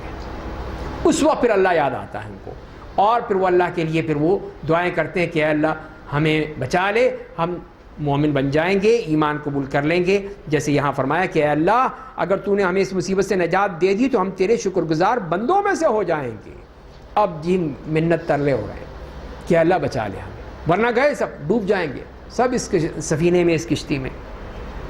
اس وقت کے یہ مشرک بھی بڑے اچھے تھے، یعنی مصیبت میں اللہ کو ہی پکارتے تھے. آج کل کے جو ہیں وہ کس کو پکارتے تھے؟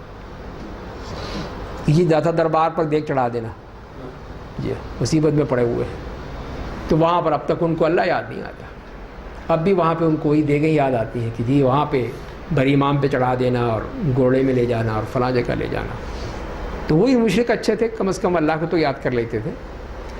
تو فرمایا کہ ان کی حالت کیا ہوگی. پھر جب اللہ انہیں نجات دے دیتا ہے تو زمین میں ناحق سرکشی کرنے لگتے ہیں. اے لوگو بے شک تمہاری سرکشی کا برا انجام تمہیں ہی ملے گا. یہ تو دنیاوی زندگی کا عارضی فائدہ ہے، پھر تمہیں ہمارے ہی پاس لوٹ کر آنا ہے. اس وقت ہم تمہیں تمہارے کرتوتوں کی خبر دیں گے. کہ مصیبت آئی تو چیخنے لگے اے اللہ اللہ اللہ کرنے لگے. جب مصیبت ختم ہو گئی پھر وہی شرک، وہی بدعات، وہی خرافات. بے شک دنیاوی زندگی کی مثال اس پانی کی ہے جسے ہم آسمان سے بھیجتے ہیں، جو زمین کے ان پودوں کے ساتھ مل جاتا ہے جنہیں لوگ اور چوپائے کھاتے ہیں، یہاں تک کہ جب زمین خوب بارونق اور خوبصورت بن جاتی ہے اس کے مالکوں کو یقین ہو جاتا ہے کہ وہ اس سے فائدہ اٹھانے کی قدرت رکھتے ہیں، اب اس پہ قابو پا سکتے ہیں. تو یک لخت ہمارا فیصلہ، اللہ کا فیصلہ رات یا دن میں صادر ہو جاتا ہے کہ اب نہیں بچے گا، اور ہم ان پودوں کو اس طرح کاٹ کے رکھ دیتے ہیں جیسے وہ کل تھے ہی نہیں. ہم غور و فکر کرنے والوں کے لیے اپنی آیتیں اس طرح تفصیل کے ساتھ بیان کرتے ہیں. تو یہ دنیا کی بے ثباتی اس کی مثال دی گئی ہے کہ جیسے پہلی مثال میں وہ کشتیوں کی مثال دی گئی اور یہ اس کی مثال دی گئی کہ یہ لہلہاتی ہوئی فصل تیار.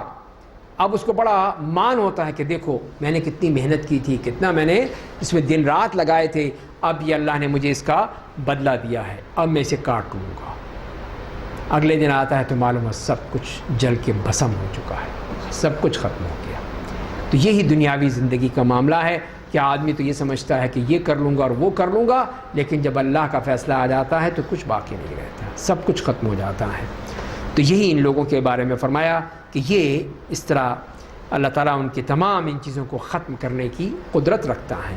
جو لوگ اللہ سلامتی کے گھر جنت کی طرف بلاتا ہے، دار السلام، اور جسے چاہتا ہے سیدھی راہ کی طرف ہدایت دیتا ہے، اور جو لوگ نیک عمل کریں گے انہیں جنت ملے گی، اللہ کا دیدار نصیب ہوگا، اور ان کے چہروں پر نہ غم کی سیاہی ہوگی نہ رسوائی کے آثار، وہی لوگ جنتی ہوں گے، وہاں وہ ہمیشہ رہیں گے، اور جن کے اعمال برے ہوں گے انہیں برائی کا بدلہ اسی جیسا ملے گا، اور ذلت و رسوائی انہیں ڈھانپ لے گی، انہیں اللہ کے عذاب سے کوئی بچانے والا نہ ہوگا، اور ان کا حال ایسا ہوگا کہ گویا ان کے چہروں کو رات کے تاریک ٹکڑوں نے ڈھانپ لیا. وہی لوگ جہنمی ہوں گے، وہی ہمیشہ رہیں گے. تو یہاں پہ اللہ تعالیٰ نے بتا دیا اپنے نیک بندوں کا بھی تذکرہ اور ان مشرکین کا، منافقین کا بھی، کہ دو طرح کے لوگ ہیں، کہ ایک نے جس نے دعوت قبول کی اور اللہ کی رضا کو اپنا مقصد حیات بنایا کہ صرف اللہ ہی کی بات ماننی ہے، تو یہ لوگ اللہ کی نعمتوں کو ملیں گے. اور ان کے بارے میں جیسے کہ حدیث میں آتا ہے، آپ نے اس آیت کی تلاوت فرمائی اور کہا کہ جب جنتی جنت میں اور جہنمی جہنم میں داخل ہو جائیں گے تو ایک منادی آواز لگائے گا کہ اے اہل جنت، اللہ نے تم سے ایک وعدہ کیا تھا جسے اب پورا کرنا چاہتا ہے، ایک اور انعام ملنے والا ہے. وہ لوگ کہیں گے کیا اللہ نے ہمارے ترازوؤں کو بھاری نہیں بنا دیا، ہمارے پلڑے بھاری نہیں ہو گئے تھے، کیا ہمارے چہروں کو روشن نہیں کر دیا، کیا ہمیں جہنم سے جنت میں نہیں ملا دیا، جنت میں نہیں داخل کر دیا، اب اور کیا چیز باقی ہے، اب کیا باقی رہ گیا، اب جو کچھ ملے گا وہ کیا ہو سکتا ہے. تو فرمایا کہ اللہ تعالیٰ اپنے چہرے سے پردہ ہٹا دیں گے اور جنتی اسے دیکھیں گے. اللہ کی قسم، اس نعمت دیدار سے بڑھ کر کوئی نعمت نہیں ہو سکتی، وہ نعمت ہے. اللہ تعالیٰ ہمیں بھی نصیب فرمائے. دعا کیا کیجیے. اس سے بڑھ کر آنکھوں کی ٹھنڈک پہنچانے والی کوئی چیز نہیں ہوگی. وہ دیدار ہے، رب کا دیدار. اور دوسری جماعت نے دعوت اسلام کو ٹھکرا دیا، دنیا کی رنگینیوں میں کھو گئے، شرک و معاصی کا ارتکاب کیا. ایسے لوگوں کو اللہ نے جہنم کی خوشخبری دی ہے کہ اس سے بڑھ کر ذلت و رسوائی نہیں ہوگی، کہ جیسے رات کی ساری سیاہی ان کے منہ پہ تھوپ دی گئی ہے، رات کے سیاہی کے ٹکڑے ان کے منہ پر آ گئے. اتنی سیاہی ہوگی، اتنی رسوائی ہوگی، اتنی ذلت ہوگی اس قیامت کے دن ان کے لیے. اولئک اصحاب النار ہم فیہا خالدون. اور جس دن ہم سب ان کو جمع کریں گے، پھر مشرکوں سے کہیں گے تم اور تمہارے شرکاء اپنی جگہ پر ٹھہرے رہو. پھر ہم ان کے درمیان اختلاف پیدا کر دیں گے. ان کے شرکاء کہیں گے ہم تمہاری عبادت کرتے ہی نہیں تھے، جاؤ بس ہمارے اور تمہارے درمیان گواہوں کی حیثیت سے اللہ کافی ہے، ہم تمہاری عبادت سے بالکل ہی بے خبر تھے، ہمارا کوئی تعلق ہی نہیں تم سے. ہنالک تبلو کل نفس، وہاں ہر شخص دنیا میں کیے ہوئے اپنے اعمال کو پہچان لے گا، وہاں سب پتہ چل جائے گا، جو بھی اعمال ہیں سب کھل کر سامنے آ جائیں گے. اور تمام لوگ صرف اللہ کی طرف لوٹا دیے جائیں گے جو ان کا حقیقی آقا و مولا ہے، اور وہ سارے معبود ان سے کھو جائیں گے جن کا وہ جھوٹا دعویٰ کرتے تھے. آپ پوچھئے کہ تمہیں آسمان اور زمین سے روزی کون پہنچاتا ہے؟ یہ کانوں اور آنکھوں کا مالک کون ہے؟ کون زندہ کو مردہ سے، مردہ کو زندہ سے نکالتا ہے؟ اور کون تمام امور کی دیکھ بھال کرتا ہے؟ وہ جواب میں یہی کہیں گے کہ اللہ. تو آپ ان سے کہیے پھر تم لوگ شرک سے کیوں نہیں بچتے ہو؟ جب اللہ تعالیٰ نے سب کچھ کیا ہے، تم مانتے ہو اپنے رب کو، سب کچھ مانتے ہو، سمجھتے ہو اور کہتے ہو کہ اللہ نے کیا ہے، اللہ تعالیٰ ہی ہے، تو پھر اس کی عبادت کیوں نہیں کرتے؟ پھر اس کو کیوں نہیں مانتے؟ پھر بتوں کے قریب کیوں بھاگتے ہو، پیچھے بھاگتے ہو؟ یہی بات اللہ تعالیٰ ان کو بار بار باور کرائی ہے. سمجھ میں ان کے یہ بات نہیں آتی تھی کہ جب اس اللہ کو مانتے ہو، اس کی ہر بات کو، اس کی قدرت کو مانتے ہو، تو پھر اس کو اپنا معبود کیوں نہیں مان لیتے؟ اس کی عبادت کیوں نہیں کرتے؟ ایک اللہ کیوں نہیں مان لیتے؟ یہ کیا مسئلہ ہے؟ بس یہی معاملہ تھا. تو آپ کہیے کہ پھر تم لوگ شرک سے کیوں نہیں بچتے ہو؟ شرک کرتے ہو پھر ساتھ ساتھ. بس وہی اللہ تمہارا حقیقی پالنہار ہے، تو اب حق کے بعد گمراہی کے اور کیا رہ جاتا ہے؟ پھر تمہیں حق سے کدھر پھیرا جا رہا ہے؟ اسی طرح آپ کے رب کا فیصلہ فاسقوں کے حق میں صادر ہو چکا ہے، تو وہ ایمان نہیں لائیں گے. آپ پوچھئے کہ کیا تمہارے شرکاء میں کوئی ہے جو مخلوقات کو پہلی بار زندہ وجود میں لائے پھر انہیں دوبارہ زندہ کرے؟ آپ کہیے کہ صرف اللہ مخلوقات کو پہلی بار پیدا کرتا ہے پھر اسے دوبارہ زندہ کرے گا. تم بہکا کر کدھر جا رہے ہو؟ کس طرف چل میں لے جایا جا رہا ہے؟ آپ پوچھئے کہ تمہارے شرکاء میں سے کوئی ہے جو لوگوں کو حق کی طرف رہنمائی کرے؟ آپ کہیے کہ صرف اللہ حق کی رہنمائی کرتا ہے۔ کیا جو حق کی طرف رہنمائی کرتا ہے وہ زیادہ حقدار ہے کہ اس کی پیروی کی جائے، یا جو رہنمائی نہیں کرتا ہے بلکہ محتاج ہے کہ اس کی رہنمائی کی جائے؟ تمہیں کیا ہو گیا ہے؟ کس طرح تم فیصلہ کرتے ہو؟ تو یہ اللہ تعالیٰ ان کو جھنجھوڑ رہے ہیں کہ سمجھتے کیوں نہیں بات کو؟ کوئی ہے بتاؤ تمہارے شرکاء میں سے، تمہارے جن کی تم پوجا کرتے ہو اللہ کو چھوڑ کر، ان میں سے کوئی ہے جو تمہیں یہ دے سکے؟ یہ پوری ایک لسٹ دے دی کہ کوئی بات تو دکھاؤ کہ کسی نے کی ہو جو اللہ تعالیٰ کر سکتا ہے، جو پہلے کہا کہ دوبارہ زندہ کرنے والا ہے، مخلوقات کو پہلی بار پیدا کرے گا دوبارہ زندہ کرے گا، کوئی ہے حق کی طرف رہنمائی کرنے والا ہے؟ تو یہی ہے کہ ان کو اسی طرف جھنجھوڑا جا رہا ہے کہ سوچیں سمجھیں غور کریں۔ اور اکثر مشرکین صرف گمان کی پیروی کرتے ہیں، سنی سنائی باتیں۔ بے شک گمان حق کو پانے کے لیے کبھی کام نہیں آ سکتا، کچھ بھی کام نہیں آ سکتا۔ ان الظن لا یغنی من الحق شیئا، گمان تو گمان ہے، سنی سنائی باتیں ہیں، اور یہ قرآن یہ حق ہے، حقیقت ہے، سچ ہے، تو گمان کے مقابلے میں اس کو چھوڑ دیتے ہو، اس کو مان لیتے ہو۔ جو سنی سنائی باتیں ہیں ادھر ادھر سے تم نے پکڑ رکھی ہیں، اس کو مان لیتے ہو۔ فرمایا کہ بے شک اللہ ان کے تمام کارناموں کی خوب خبر رکھتا ہے، اور ایسا نہیں کہ قرآن اللہ کی مرضی کے بغیر گھڑ لیا گیا ہو، بلکہ یہ تو ان آسمانی کتابوں کی تصدیق کرتا ہے جو اس سے پہلے نازل ہوئی تھی۔ اللہ کے مقرر کردہ احکام کی تفصیل بیان کرتا ہے، اس میں کوئی شبہ نہیں ہے، یہ سارے جہان کے پالنہار کی طرف سے نازل کردہ ہے، تو یہ اللہ کا کلام ہے۔ اور کیا یہ مشرکین کہتے ہیں کہ محمد نے اسے اپنی طرف سے گھڑ لیا ہے؟ آپ کہیے پھر تم لوگ اس جیسی ایک صورت لے آؤ۔ اگر وہ گھڑ سکتے ہیں تو تم بھی تو کر سکتے ہو، وہ بھی تمہاری طرح کے انسان ہیں، وہ بھی عرب ہیں، عربی ان کی زبان ہے، انہوں نے اگر یہ قرآن گھڑ لیا ہے تو تم بھی گھڑ کے دکھا دو۔ سیدھی سی بات ہے، کتنا بڑا الزام لگا دیا تم نے، تو بتاؤ اس کو پھر پروف کرو کہ جب یہ کر سکتے ہیں تم بھی کر سکتے ہو۔ کیا تمہاری عربی زبان نہیں ہے؟ تم گونگے ہو، بہرے ہو، تم بھی تو بولتے ہو، تم بھی جو بڑے بڑے قصیدے کہتے ہو۔ ان کے معلقات السوا اتنے بڑے ہوتے تھے جو اس میں شاندار کہ وہ خانہ کعبہ کی دروازے پر لٹکا دیے جاتے تھے۔ معلقات اسی لیے کہا گیا، وہ اسی لیے کہ ان کی فصاحت و بلاغت پوری عروج پر تھی۔ تو اب ان سے یہ کہا جا رہا ہے اللہ تعالیٰ کی طرف سے کہ پھر کرو، تم دکھاؤ۔ اس کا مطلب یہ اگر نہیں کر سکتے تم جھوٹے ہو، جھوٹ بولتے ہو۔ یہ ان کا کلام نہیں ہے، یہ اللہ کا کلام ہے، اللہ کی طرف سے آیا ہے۔ تو اسی لیے فرمایا ان کے بارے میں کہ انہوں نے کہ اللہ کے سوا جسے اپنی مدد کے لیے بلا سکتے ہو بلا لو اگر تم سچے ہو۔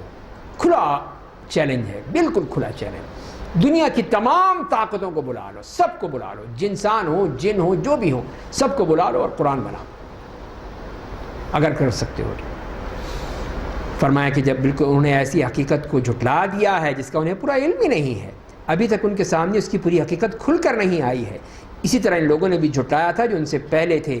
تو آپ دیکھ لیجئے کہ ظالموں کا کیا انجام ہو۔ یہ ظالم ہیں جو اس طرح اس قرآن کی توہین کر رہے ہیں، تو پہلے لوگوں نے بھی کیا، ان کا انجام بھی بتا دیا۔ اور مشرکین میں سے بعض اس قرآن پر ایمان لے آئیں گے اور بعض اس پر ایمان نہیں لائیں گے، اور آپ کے رب کو فساد پھیلانے والوں کی خوب خبر ہے۔ اگر وہ آپ کی تکذیب کرتے رہے تو آپ کہہ دیجئے کہ میرا کام میرے لیے، تمہارا کام تمہارے لیے، میں جو کچھ کرتا ہوں تم اس کے ذمہ دار نہیں، اور تم جو کچھ کرتے ہو میں اس کا ذمہ دار نہیں، جاؤ بھگتو اب سب کچھ، تعلق ہی نہیں ہے، تمہارا عمل تمہارے ساتھ، میرا عمل میرے ساتھ، بات ختم۔ اور ان میں سے بعض آپ کی باتیں بظاہر سنتے ہیں، تو کیا آپ اپنی بات بہروں کو سنائیں گے چاہے وہ عقل سے بے بہرا ہوں؟ تو یعنی یہ وہ لوگ کہ جو کان رکھتے ہیں لیکن سنتے نہیں ہیں، آنکھیں رکھتے ہیں لیکن دیکھتے نہیں ہیں، دل رکھتے ہیں لیکن اس میں غور و فکر نہیں کرتے، سمجھتے نہیں ہیں، تو کیا آپ ان کو سنا سکیں گے؟ تو یہی چیز فرمائی جا رہی ہے کہ یہ ہے اصل وہی سنے گا جس کا دل زندہ ہے، جس کی آنکھیں ہیں، جس کی بصیرت ہے، وہ دیکھتا ہے۔ تو صرف دیکھنے والی آنکھیں کافی نہیں ہیں، جو کہ دل کی آنکھوں سے دیکھے وہ اس کو پا سکتا ہے۔ افانت تهدی العمی ولو كانوا لا يبصرون، تو کیا آپ اندھوں کی رہنمائی کریں گے چاہے وہ بصیرت سے محروم ہو؟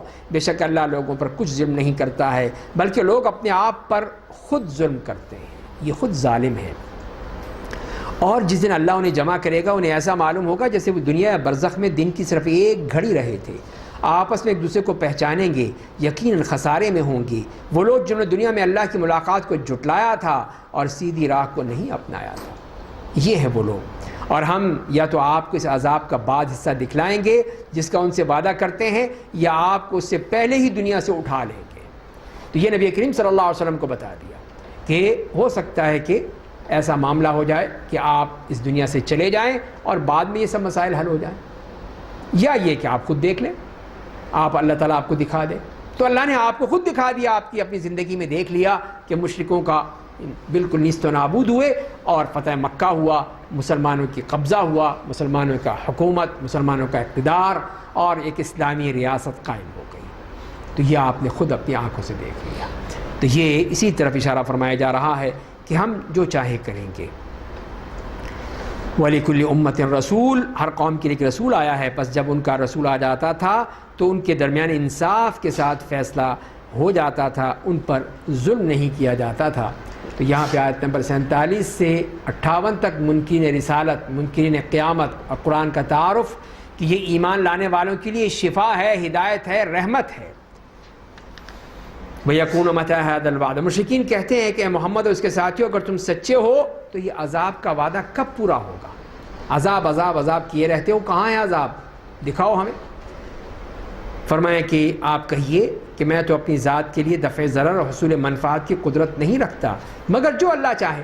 ہر قوم کو ایک وقت مقرر ہے، جب ان کا وقت آ جائے گا تو ایک گھڑی نہ وہ پیچھے ہوں گے اور نہ آگے۔ آپ کہیے تمہارا کیا خیال ہے، اگر اللہ کا عذاب رات کے سوتے وقت یا دن میں تم پر نازل ہو جائے تو اس میں کون سا خیر ہے جس کے لیے مجرم جلدی مچائے ہوئے ہیں؟ یعنی اس میں کیا تم مل جائے گا تمہیں؟ عذاب اچانک آ جائے گا کبھی دن میں یا رات میں، تو کیا ملے گا تمہیں؟ جو بڑا شور مچائے رکھے ہو کہ عذاب کہاں ہے، عذاب کہاں ہے، تو کیا پھر جب وہ عذاب نازل ہو جائے گا تبھی تم لوگ اس پر ایمان لاؤ گے؟ پھر مانو گے تم؟ کیا آپ ایمان لے آئے ہو حالانکہ پہلے تم اس عذاب کی جلدی مچائے ہوئے تھے؟ پھر ظالموں سے کہا جائے گا کہ اب چکھو دائمی عذاب، تمہیں تمہارے اعمال کا ہی بدلہ دیا جا رہا ہے۔ وہاں پتہ چلے گا، وہاں جب وہ عذاب سامنے آئے گا پھر پتہ چلے گا۔ وَيَسْتَنبِئُونَكَ حَقٌّ هُوَ، اور مشرکین آپ سے پوچھتے ہیں کہ آخرت کا عذاب حق ہے، باقی سچا ہے؟ آپ کہیے کہ ہاں میرے رب کی قسم یہ تو بالکل حق ہے۔ قسم کھا کے فرمائے میرے رب کی قسم بالکل سچا ہے، عذاب آئے گا، تم لوگ اس میں داخل ہوگے اور تم لوگ اللہ کو عاجز نہیں بنا سکتے۔ اور ہر وہ شخص جس نے دنیا میں شرک کیا ہوگا اگر وہ زمین کی ہر چیز کا مالک ہوگا اسے دیکھ کر اپنی جان چھڑانا چاہے گا۔ جب وہ عذاب کو اپنی آنکھوں سے دیکھیں گے تو اپنی ندامت کو چھپائیں گے، ان کے درمیان انصاف کے ساتھ فیصلہ کیا جائے گا اور ان پر ظلم نہیں کیا جائے گا۔ اور آگاہ رہو کہ بے شک آسمان اور زمین میں جو کچھ اللہ کی ملکیت ہے، جان لو کہ بے شک اللہ کا وعدہ حق ہے، لیکن ان میں سے اکثر لوگ جانتے نہیں ہیں۔ وہی زندہ کرتا ہے اور موت دیتا ہے اور تمہیں اسی کے پاس لوٹ کر جانا ہے۔ اب یہاں پہ قرآن کریم کے بارے میں بتا دیا، اس 5ویں پیراگراف میں ان کی تمام جو باتیں ہیں۔ اے لوگو تمہارے پاس تمہارے رب کی جانب سے نصیحت اور ان بیماریوں کا علاج آ گیا ہے جو سینوں میں ہوتی ہیں، اور مومنوں کے لیے ہدایت اور رحمت آ گئی ہے۔ تو یہ قرآن کریم کے بارے میں بتایا گیا ہے کہ یہ اللہ کی کتاب جو اب یہ تمہارے لیے آ چکی ہے، اور اس کے لیے فرمایا کہ موعظۃ من ربکم، نصیحت ہے تمہارے رب کی طرف سے کہ اس میں دیکھو کہ تمہاری ہدایت کے لیے کیا کچھ سامان کیے ہیں، اور بیماریوں کا علاج ہے، شفاء لما فی الصدور، سینوں کے امراض کا علاج ہے۔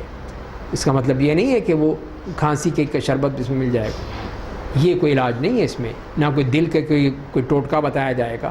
یہ ان بیماریوں کا علاج ہے کہ جو دلوں میں پلتی ہیں، کہیں بدعات ہیں، خرافات ہیں، شرک ہے، نفاق ہے، ان کا علاج ہے، وہ اس قرآن نے علاج کرنا ہے۔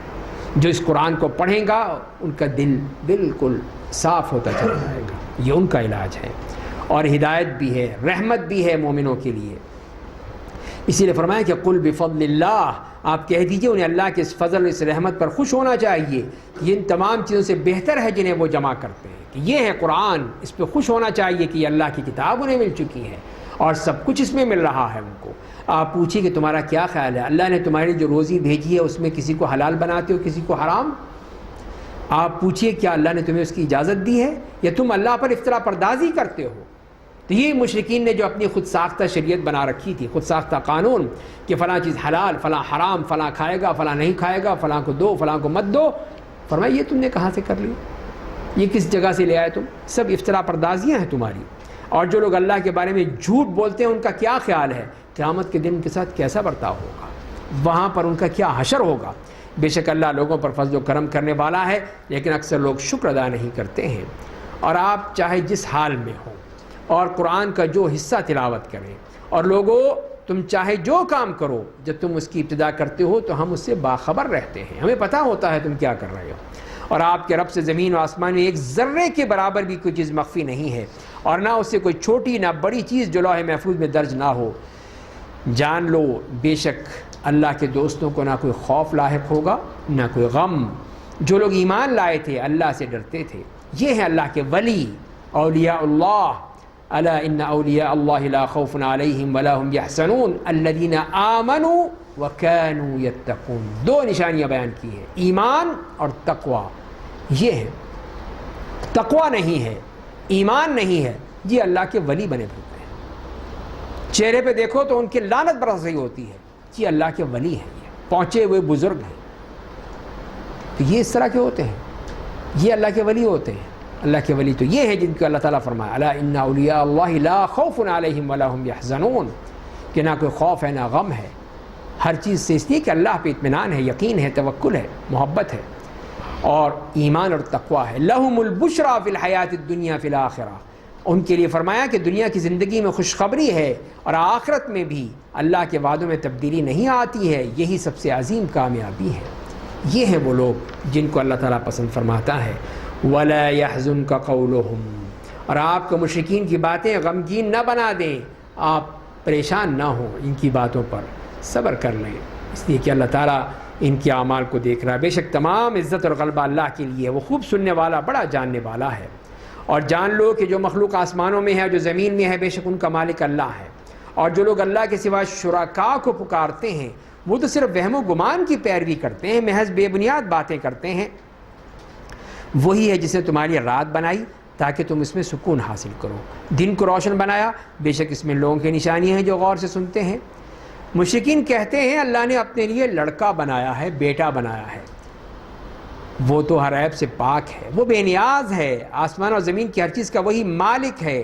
تمہاری اس بات کی تمہارے پاس کوئی دلیل نہیں ہے، کیا تم اللہ کے بارے میں ایسی بات کہتے ہو جس کا تمہیں کوئی علم نہیں ہے؟ یہ کہاں سے بنا لیا تم نے کہ اس کے لیے بیٹے بنا دیے، اولاد بنا دی، بیٹیاں اور بیٹے بنا دیے، نہ اس کی کوئی بیوی ہے نہ اس کے اور کوئی ایسا کوئی سلسلہ ہے؟ تو یہ تم کہاں سے کہہ رہے ہو، کہاں سے تم نے بنا رکھا ہے؟ تو یہی فرمایا کہ سب اللہ تعالیٰ پہ جھوٹ باندھنا۔ قُلْ إِنَّ الَّذِينَ يَفْتَرُونَ عَلَى اللَّهِ الْكَذِبَ، آپ کہہ دیجئے جو لوگ اللہ پر جھوٹ بہتان باندھتے ہیں وہ کامیاب نہیں ہوں گے، بالکل کوئی کامیابی نہیں ہوگی۔ یہ لوگ دنیا میں عارضی طور پر مزے کر لیں، پھر انہیں ہمارے پاس ہی لوٹ کر آنا ہے، پھر ہم انہیں ان کے کفر کی وجہ سے سخت عذاب کا مزہ چکھائیں گے۔ اب اس کے بعد پھر چھٹے پیراگراف میں قریش کے لیڈروں کو قوم نوح اور فرعون اور اس کے ساتھیوں کے انجام سے ڈرایا گیا ہے، جسے اللہ تعالیٰ نے قوم نوح کو ڈبو دیا، اور اس کے بعد پھر فرعون اور اس کے لشکر کو اسی دریا میں ڈبو دیا۔ اس طرح فرمایا کہ تم بھی ڈوبو گے، تم بھی اس طرح مارے جاؤ گے۔ وَاتْلُ عَلَيْهِمْ نَبَأَ نُوحٍ، آپ نے نوح علیہ السلام کا واقعہ سنا دیجئے جب انہوں نے اپنی قوم سے کہا ہے میری قوم اگر تمہارے ساتھ میرا رہنا، اللہ کی آیتوں کی یاد دہانی تم پر شاق گزرتی ہے تو میں نے اللہ پر توکل کر لیا ہے، تم اپنی پوری تیاری کر لو، اپنے شرکاء کو بھی ساتھ لے لو، پھر تمہاری تدبیر کسی حیثیت سے بھی تمہارے لیے مخفی نہ رہے، پھر تم میرے ساتھ جو کرنا ہے کر گزرو، مجھے مہلت بھی مت دو۔ یہ کتنا کھلا چیلنج نوح علیہ السلام نے صاف کیا، جو مرضی ہے کرنا ہے کر لو میرے ساتھ، میرا اللہ میرے ساتھ ہے، بس ختم۔ اگر تم پھر بھی مجھ سے منہ پھیر لوگے تو میں نے تم سے کوئی مزدوری نہیں مانگی تھی، میرا اجر و ثواب تو اللہ دے گا، اور مجھے حکم دیا گیا ہے کہ میں مسلمان بن کر رہوں۔ تو ان لوگوں نے انہیں جھٹلا دیا، بس ہم نے انہیں بچا لیا، ان لوگوں کو بھی جو ان کے ساتھ کشتی میں سوار تھے انہیں زمین کا وارث بنا دیا، اور جن لوگوں نے ہماری آیتوں کو جھٹلایا تھا انہیں ڈبو دیا۔ تو آپ دیکھ لیجئے کہ ان لوگوں کا کیسا انجام ہوا جنہیں پہلے ڈرایا گیا تھا۔ تو یہ قوم نوح کا انجام کہ اللہ کی انہوں نے احکام کو جھٹلایا، نبی کو جھٹلایا، ان کا مذاق اڑایا، تو یہ ان کا نتیجہ نکلا. ثم بعثنا من بعده رسلا، پھر ہم نے ان کے بعد بہت سے رسولوں کو ان کی قوموں کے پاس بھیجا جو ان کے پاس کھلی نشانیاں لے کر آئے تھے، لیکن وہ ایسے نہیں تھے کہ جس چیز کو پہلے جھٹلا چکے تھے اس پر ایمان لاتے. ہم حد سے تجاوز کرنے والوں کے دلوں پر اسی طرح مہر لگا دیتے ہیں. تو نوح علیہ السلام کے بعد جیسے ہود ہیں، صالح ہیں، ابراہیم ہیں، لوط ہیں، شعیب علیہ السلام ہیں، یہ انبیاء کرام آئے. تو یہاں پر ایک ہی آیت میں ان سب کا تذکرہ فرما دیا کہ یہ وہ لوگ جو اپنی اپنی قوموں کے پاس آئے تھے، ان کی قوموں نے بھی یہی کیا کہ ان کو جھٹلا دیا. تو ہم نے پھر ان کے ساتھ بھی وہی سلوک کیا جس کے وہ مستحق تھے. ثم بعثنا من بعدهم موسیٰ و ہارون، پھر ان کے بعد ہم نے موسیٰ اور ہارون کو فرعون اور اس کے سرداروں کے پاس اپنی آیتوں کے ساتھ بھیجا. تو انہوں نے کبر و غرور کی راہ اختیار کی. وہ لوگ اہل جرائم تھے، مجرم تھے. بس جب ان کے پاس ہماری جانب سے حق آ گیا تو انہوں نے کہا کہ بے شک یہ کھلا ہوا جادو ہے. موسیٰ نے کہا کہ جب حق تمہارے پاس آ گیا تو اسے تم جادو کہتے ہو؟ یہ جادو ہے جسے تم کہہ رہے ہو؟ کیا یہ جادو ہے؟ جادوگر تو کبھی کامیاب نہیں ہوتے. یہ دیکھو کتنی کامیابی سے یہ اپنا معجزہ کام کرتا ہے. تو جادوگر تو کبھی کامیاب نہیں ہوتا. تو فرعونیوں نے کہا کہ کیا تمہارے پاس اس لیے آئے ہو کہ ہمیں اس راہ سے الگ کر دو جس پر ہم نے اپنے باپ دادا کو پایا تھا، اور تاکہ اس ملک کی سرداری تم دونوں بھائیوں کو مل جائے، اور ہم لوگ تم دونوں پر ایمان لانے والے نہیں ہیں. تعصب، قومی تعصب کی طرف، نسلی تعصب کی طرف کہ ہماری قوم، ہمارا ملک، تو اس کی طرف کہ تم یہ چاہتے ہو کہ تم قبضہ کر لو گے اس پر. اور فرعون نے کہا کہ میرے پاس تمام ماہر جادوگروں کو جمع کرو. بس جب جادوگر آ گئے تو ان سے موسیٰ نے کہا تمہیں جو ڈالنا ہے ڈالو، کرنا ہے کرو. جب انہوں نے اپنی رسیوں اور لاٹھیوں کو زمین پر ڈال دیا تو موسیٰ نے کہا تم نے جو ابھی پیش کیا ہے یہ جادو ہے، یقیناً اللہ اسے بے اثر بنا دے گا.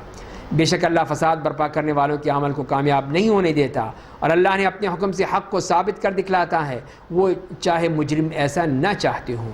پس فرعون اور اس کے سرداروں کی وجہ کے خوف سے موسیٰ پر صرف ان کی قوم کے لوگ ہی ایمان لائے تھے، یعنی صرف بنی اسرائیل میں سے. باقی فرعونیوں میں سے بہت کم کوئی لایا ہوگا، جسے قرآن نے بعض کا تذکرہ فرمایا ہے.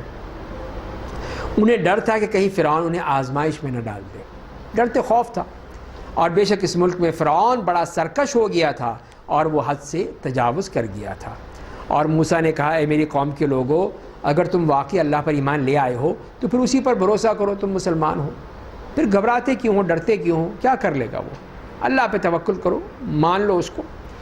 تو لوگوں نے کہا ہم تو صرف اللہ پر بھروسہ کر لیا ہے، اے ہمارے رب ہمیں ظالم قوموں کے ذریعے آزمائش میں نہ ڈال، اپنی رحمت سے ہمیں کافروں سے نجات دے دے. تو یہ اسی لیے پھر یہ موسیٰ علیہ السلام نے اپنی قوم کو اس پر سمجھایا، بتایا، ان کو اس بات کی تلقین کی کہ وہ ڈرنے کی ضرورت نہیں ہے، گھبرانے کی ضرورت نہیں ہے، اس پر پریشان ہونے کی ضرورت نہیں ہے. وَأَوْحَيْنَا إِلَىٰ مُوسَىٰ وَأَخِيهِ أَن تَبَوَّآ لِقَوْمِكُمَا بِمِصْرَ بُيُوتًا، اور ہم نے موسیٰ اور ان کے بھائی کے پاس وہی بھیجی کہ تم دونوں اپنی قوم کے لیے مصر میں گھر مہیا کرو، اور اپنے ان گھروں کو مسجد بنا لو، اور پابندی کے ساتھ نماز ادا کرو، اور اے موسیٰ آپ مومنوں کو خوشخبری دے دیجئے. تو اس طرح حضرت موسیٰ علیہ السلام نے ایک تو یہ کہا کہ مصر میں اپنے گھر بنا لو، گھروں میں رہو، اور گھروں کو ہی مسجد بنا لو. خطرہ تھا تو اسی لیے کہا گھروں میں نماز پڑھو اور صبر کرو. تو صبر اور نماز کی یہاں پہ پھر اسی کی تاکید کر دی گئی. اور موسیٰ نے کہا اے ہمارے رب، تو نے فرعون اس کے سرداروں کو دنیاوی زندگی کے اسباب زینت اور مال و دولت کیا اس لیے دی ہے لوگوں کو تیری راہ سے برگشتہ کریں؟ اے اللہ تو ان کے مال و دولت کو نیست و نابود کر دے، ان کے دلوں کو سخت بنا دے تاکہ ایمان نہ لائیں، یہاں تک کہ دردناک عذاب کو اپنی آنکھوں سے دیکھ لیں. تو یہ حضرت موسیٰ علیہ السلام نے دعا کی، سختی کی کہ ان کو پتہ چل جائے کہ انہوں نے کیا کرنا ہے. اسی لیے پھر ان کے بارے میں اتنے سخت الفاظ کہے. اللہ نے کہا تم دونوں کی دعائیں قبول کر لی گئی، دعا قبول ہو گئی. بس تم دونوں رائے حق پر قائم رہو، نادانوں کی راہ کی اتباع مت کرو. اور ہم نے بنی اسرائیل کو سمندر پار کرا دیا. جب وہ نکلنے لگے بنی اسرائیل، وہاں پہنچے، سمندر کو سامنے دیکھا تو پوچھا اب کیا کریں؟ لوگ پریشان ہو گئے کہ فرعون تو پیچھے آ رہا ہے لشکر، اب ہم آگے سمندر، پیچھے فرعون، اب کیا کریں گے؟ تو اللہ نے کہا کہ اپنی لاٹھی اس دریا پر ماریے، سمندر پر ماریے، دیکھیے پھر کیا ہوتا ہے. تو پھر یہی ہوا کہ وہاں پہ راستے نکل گئے اور اس میں سے پھر بنی اسرائیل نکل کر دوسری جگہ پہنچ گئے، ان کے لیے راستے کھل کر سامنے آ گئے، اور اس کے پیچھے پیچھے فرعون نے دیکھا ہی نہیں، سوچا ہی نہیں، غور ہی نہیں کیا، وہ فوراً وہ بھی کود پڑا کہ پکڑو ان کو۔ وہ جیسے بیچ میں پہنچا وہیں پہ دونوں پارٹ پھر مل گئے، پانی اسی طرح اپنی لہریں اور موجیں مارتا ہوا ان کو ڈبو دیا، سب وہ ڈوب گئے۔ تو اسی کے لیے یہاں پہ فرمایا کہ ہم نے بنی اسرائیل کو سمندر پار کرا دیا، تو فرعون اور اس کے لشکر نے سرکشی میں آ کر اور حد سے تجاوز کرتے ان کا پیچھا کیا، یہاں تک کہ جب فرعون ڈوبنے لگا تو کہنے لگا کہ میں ایمان لایا کہ کوئی معبود نہیں سوائے اس کے جس پر بنی اسرائیل ایمان لائے۔ یہ نام اللہ کا نام بھی نہیں لے سکا، یہ کہا کہ اس پر جس پر بنی اسرائیل ایمان لائے اس پر ایمان لاتا ہوں میں، یہ بھی نہیں کہا کہ میں اللہ پر ایمان لاتا ہوں۔ تو یہ تو اس کی حالت تھی، اور میں اب فرما برداروں میں سے ہوں، مر رہا ہے اب فرما برداری کرے گا، اب ایمان لائے گا، اب اس ڈوبتے ہوئے وقت میں۔ تو کیا ہوا؟ کیا اب ایمان لائے ہو؟ اس سے پہلے تو نافرمانی کرتے رہے اور فساد برپا کرنے والوں میں سے تھے، ساری زندگی جو تم نے فساد کیا، اور اب کہتے ہو کہ میں ایمان لے آیا؟ نہیں، یہ ایمان قبول نہیں ہے، یہ فرعونی ایمان ہے کہ مصیبت سامنے نظر آ گئی، عذاب سامنے نظر آ گیا، موت سامنے کھڑی ہوئی ہے، ہاں اب ایمان لاتے ہیں، اب توبہ کرتے ہیں۔ تو یہ اس قسم کا فرعونی ایمان جو ہے یہ اللہ کو قبول نہیں ہے۔ تو اسی لیے فرمایا کہ ہاں اب ایمان لاتے ہو تو آج ہم تیرے جسم کو پانی سے نکال لیں گے تاکہ تو اپنے بعد آنے والوں کے نشان عبرت بن جائے، اور بہت سے لوگ ہماری آیتوں سے غافل ہوتے ہیں۔ تو اللہ تعالیٰ نے پھر اس کو وہاں سے بچا لیا، نکال لیا اس کا جسم، مردہ جسم، اور وہ اپنی اسی وقت جسے فرعونیوں کا طریقہ تھا کہ اس کے اوپر وہ بعض قسم کے کیمیکلز لگاتے تھے اور اس کے ذریعے سے ان کے جسموں کو محفوظ رکھتے تھے، اور ان کے وہ مقبرے بناتے تھے جو احرام مصر کی صورت میں آج بھی نظر آتے ہیں۔ وہ قبریں ہیں اصل انہی فرعونیوں کی، کہ اس میں بیچ میں ایک کمرہ ہوتا ہے جس میں اس کی لاش رکھ دیتے ہیں، اور اس کے ساتھ اس کے کھانے پینے کی تمام ضرورت کی چیزیں سب رکھ دیتے ہیں کہ ان کے جب یہ ضرورت اٹھے گی، زندہ ہوگا تو یہ کھائے گا، مزے کرے گا، تو ساری چیزیں بھی وہاں رکھ دیتے تھے اس کی۔ وہ سارے کھا گئے لوگ، اور ان کو سارے جتنے فرعون تھے ان کی لاشیں، ممیاں، وہ پہنچا دی میوزیم میں، اور میوزیم میں بھی اس کی جو وہاں رکھی گئی اس کو پھپھوندی لگ گئی۔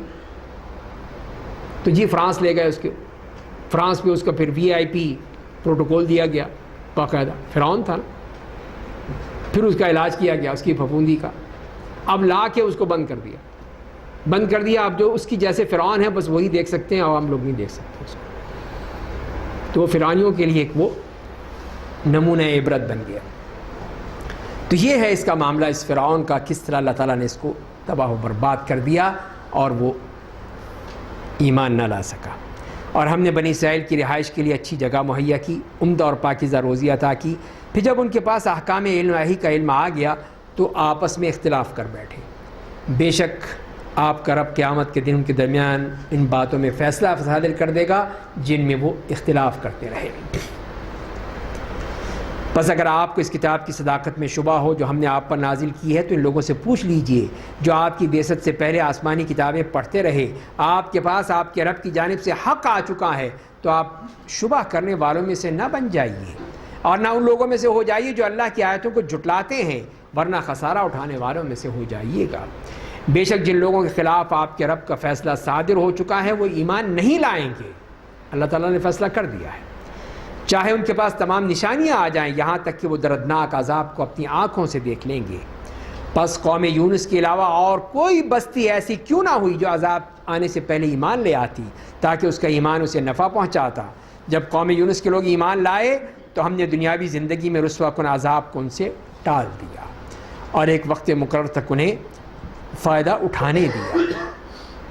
تو یہ قوم یونس، حضرت یونس علیہ السلام کی قوم کا تذکرہ فرمایا گیا، انہی کے نام پہ یہ صورت بھی ہے کہ وہ لوگ جیسے کہ ان کے بارے میں آتا ہے کہ وہ نینوا شہر تھا، اس کے نبی بنا کر بھیجے گئے تھے اور وہاں پہ 6 لاکھ کی آبادی تھی، اور تو یونس علیہ السلام نے ان سے جب دیکھا کہ یہ لوگ نہیں مان رہے، ایمان نہیں لا رہے، اللہ کی بات نہیں مانتے، تو انہوں نے کہا اب تم لوگ اللہ کے عذاب کا انتظار کرو جو 40 دن میں تمہیں آ لے گا، بس یہ کہہ کے چل پڑے۔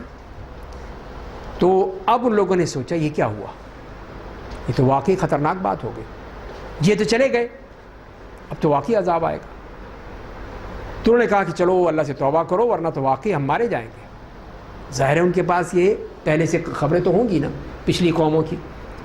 تو انہوں نے جب یہ دیکھا کہ یونس علیہ السلام چلے گئے اور وہ دھمکی دے کر گئے ہیں کہ 40 دن میں تم پر عذاب آ جائے گا، تو اب تو واقعی بڑا خطرہ ہے یہ، تو لہذا کیا کریں، توبہ کر لیتے ہیں۔ تو سارے مل کے نکلے اور توبہ کر لی۔ اور یونس علیہ السلام کو تو چاہیے تھا، اللہ کے حکم سے پہلے ہی چلے گئے تھے۔ اللہ نے ان کو سیدھے وہاں پہ جب سمندر میں پہنچے، کشتی میں پہنچے، تو وہاں پہ اب کشتی جو ہے وہ ڈوبنے لگی۔ تو اس کا جو ملاح تھا اس نے کہا کہ کوئی ہے غلام جو اپنے آقا سے بھاگ کر آیا ہے، جس کی وجہ سے یہ کشتی جو ہے وہ ڈوب رہی ہے۔ تب قرآن نکالتے ہیں جس کے نام نکلے گا اس کو بھاگنا پڑے گا، اس کو چھلانگ لگانی پڑے گی سمندر میں۔ تو پھر قرآن نکالا، حضرت یونس کے نام نکل آیا، فساہم فکان من المدحضین، کہا بھائی کود جاؤ، جاؤ چھٹی کرو۔ ادھر انہوں نے چھلانگ ماری، ادھر سے وہ مچھلی منہ کھولے کھڑی تھی، آ جاؤ، وہ اپنے پیٹ میں لے گئی۔ اب وہاں پہ اب اندھیروں میں، تاریکیوں میں، وہاں پہ اللہ تعالیٰ کو فرمایا فنادا فی الظلمات ان لا الہ الا انت سبحانک انی کنت من الظالمین۔ اب وہ اللہ کو پکار رہے کہ اللہ واقعی غلطی ہو گئی مجھ سے، میں تو ظالموں میں سے تھا۔ تو اللہ نے کہا اس کی مچھلی سے کہ نکال دو انہیں، نکالو، اب سزا مل چکی ان کو نکالا۔ پھر ان کو وہ سمندر کے کنارے پر، ساحل پر ان کو چھوڑ کے ان کو اگل کے چلی گئی۔ پھر اللہ تعالیٰ نے وہاں پہ کدو کے بیل کر دی، وہ کھاؤ، اور انتظامات کر دیے جس سے ان کا جسم ٹھیک ہوا۔ اب جب وہ واپس پہنچتے ہیں تو ان کی قوم بڑے مزے سے ہے، عذاب ٹل گیا۔ یہ ہے اللہ کی طرف سے ان کے لیے عذاب ہی ٹال دیا گیا۔ تو یہی چیز فرمائی گئی کہ صرف یہ ایک مثال ہے قوم یونس کہ وہ جب ایمان لے آئے تو ان کا ایمان ان کو فائدہ پہنچا گیا، وہ مومن ہو گئے اور عذاب سے بچ گئے۔ فرمایا کہ جو تو ہم نے دنیاوی زندگی میں رسوا کن عذاب کو ان سے ٹال دیا اور ایک وقت مقررہ تک انہیں فائدہ اٹھانے دیا۔ اگر آپ کا رب چاہتا تو زمین پر رہنے والے سب انس و جن ایمان لے آتے۔ کیا آپ لوگوں کو مجبور کریں گے تاکہ سب مومن بن جائیں؟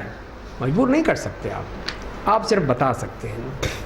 اور کوئی شخص اللہ کی مرضی کے بغیر ایمان نہیں لا سکتا ہے، اور وہ کفر و شرک کی ناپاکی میں انہی لوگوں کو ملوث کرتا ہے جو عقل سے بے بہرا ہوتے ہیں۔ آپ کہیے کہ ذرا غور تو کرو، یہ آسمان و زمین میں کیا کچھ ہے، جو ایمان لانا نہیں چاہتے انہیں اللہ کی آیات و دھمکیاں کچھ کام نہیں آئیں گی۔ کیا یہ لوگ ان قوموں کے واقعات عذاب کے مانند کسی واقعے کا انتظار کر رہے ہیں جو ان سے پہلے گزر چکی ہیں؟ آپ کہہ دیجئے کہ پھر انتظار کرو، میں بھی تمہارے ساتھ انتظار کرتا ہوں، دیکھتے ہیں پھر کیا ہوتا ہے، کون مرتا ہے۔ پھر ہم نے اپنے رسولوں اور مومنوں کو بچا لیتے ہیں، جس طرح ہم پر واجب ہے کہ ہم مومنوں کو نجات دیں۔ آپ کہہ دیجئے لوگو، اگر تمہیں میرے دین کی صداقت میں شبہ ہے تو جان لو کہ میں ان معبودوں کی عبادت نہیں کروں گا جن کی تم اللہ کے بجائے عبادت کرتے ہو، بلکہ میں تو اس اللہ کی عبادت کروں گا جو تمہیں موت دے گا، اور مجھے حکم دیا گیا کہ میں مومن بن کر رہوں، اور یہ کہ آپ موحد بن کر دین اسلام پر قائم رہنے اور مشرکوں میں سے مت ہو جائیے۔ اللہ کے سوا ان معبودوں کو نہ پکاریے جو آپ کو نہ فائدہ پہنچا سکتے ہیں نہ نقصان۔ اگر آپ نے ایسا کیا تو یقیناً اس وقت آپ ظالموں میں سے ہو جائیں گے۔ حتیٰ کہ نبی کریم صلی اللہ علیہ وسلم کو بھی کتنے سخت الفاظ میں کہا جا رہا ہے، یہ ظلم اللہ تعالیٰ برداشت نہیں کرے گا، یہ شرک اللہ تعالیٰ برداشت نہیں کرے گا۔ تو یہ ظاہر ہے کہ آپ کے ہاں ہو ہی نہیں سکتا ہے، تو آپ کے ذریعے سے امت کو بتایا جا رہا ہے کہ دیکھو اگر تم نے کوئی ظلم کیا، زیادتی کی، شرک کیا، تو پھر کوئی معافی نہیں ہے۔ پھر یہ نہ کہنا کہ ہم اللہ کے چہیتے ہیں، لاڈلے ہیں، نہیں، اللہ کے ہاں کوئی چہیتا لاڈلا نہیں ہے۔ اور اگر اللہ آپ کو کسی تکلیف میں مبتلا کر دے تو اس کے علاوہ کوئی اسے دور نہیں کر سکتا۔ اگر وہ آپ کے لیے کوئی بھلائی چاہے تو اس کے فضل و کرم سے کوئی روک نہیں سکتا۔ وہ اپنے بندوں میں سے جسے چاہتا ہے اپنا فضل عطا کرتا ہے، اور وہ بڑا مغفرت کرنے والا نہایت مہربان ہے۔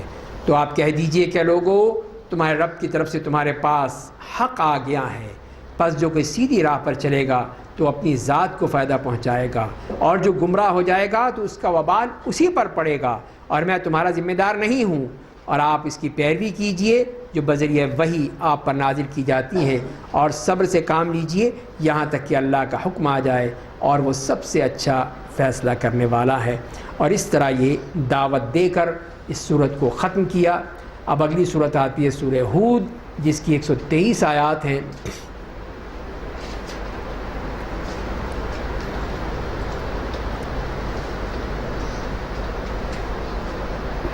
تو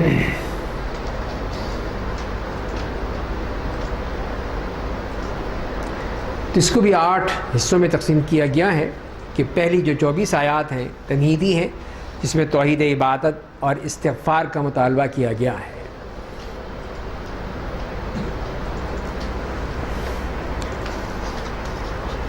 بسم اللہ الرحمن الرحیم، الف لام را کتاب احکمت آیاتہ ثم فصلت من لدن حکیم خبیر۔ الف لام را، یہ ایک ایسی کتاب ہے جس کی آیات ٹھوس اور محکم بنائی گئی ہیں، پھر ان کی تفصیل اس کی طرف سے بیان کر دی گئی ہے جو صاحب حکمت ہر چیز کی خبر کرنے والا ہے۔ تو کہ تم اللہ کے سوا کسی اور کی عبادت مت کرو، بے شک میں اس کی طرف سے تمہیں ڈرانے والا اور خوشخبری دینے والا ہوں، اور یہ کہ تم اپنے رب سے مغفرت طلب کرو، پھر اس کی جناب میں توبہ کرو، تمہیں ایک محدود وقت یعنی موت تک عمدہ عیش و آرام کا فائدہ اٹھانے دے گا، ہر زیادہ کار خیر کرنے والے کو اس کا اجر و ثواب دے گا۔ اگر تم لوگ راہ حق سے منہ پھیر لوگے تو میں تمہارے بارے میں ایک بڑے دن کے عذاب سے ڈرتا ہوں۔ تو یہاں پر دیکھیے جو فرمایا کہ ان استغفروا ربکم ثم توبوا الیہ، تو یہ کیا الگ الگ چیزیں، استغفار پھر توبہ۔ استغفار سے مراد کیا ہے؟ طلب مغفرت، کہ پہلے اپنے گناہوں کی مغفرت، گناہوں سے اپنے آپ کو پاک کر لینا، کہ پہلے اللہ تعالیٰ سے یہ پاکیزگی طلب کی جائے کہ اللہ مجھے میرے گناہوں سے پاک کر دے، ربنا ظلمنا انفسنا۔ تو پہلے اس کا اقرار، توبہ، استغفار کہ کس طرح اپنے گناہوں سے بچ جائے، اور پھر فرمائیں کہ ثم توبوا الیہ، اور پھر اس کی طرف لوٹ آؤ، پھر اس کی جناب میں توبہ کرو، پھر عمل کرو، پھر نیک عمل کرو، یعنی پہلے تصفیہ ہو، پھر تزکیہ ہو، پھر تحلیہ ہو، تب بات بنے گی۔ تو یہ ہے طریقہ، کہ یہ نہیں ہے کہ دونوں ساتھ چلے، کہ رحمان بھی راضی شیطان بھی راضی، اس طرح نہیں ہو سکتا۔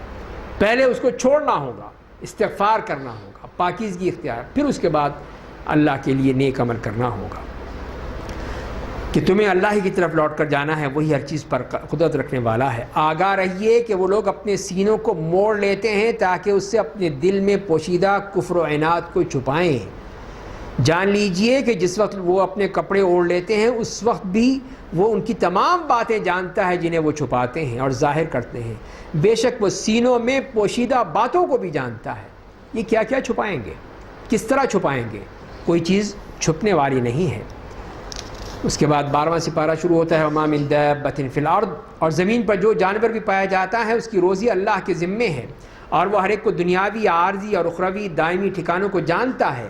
ہر بات کھلی کتاب میں لکھی گئی ہے، لوح محفوظ میں لکھی ہوئی ہے، اور اس نے آسمانوں اور زمین کو 6 دنوں میں پیدا کیا۔ اس کے پہلے اس کا عرش پانی پر تھا، تاکہ تمہیں آزما کر دیکھے کہ تم عمل کے اعتبار سے کون زیادہ اچھا ہے۔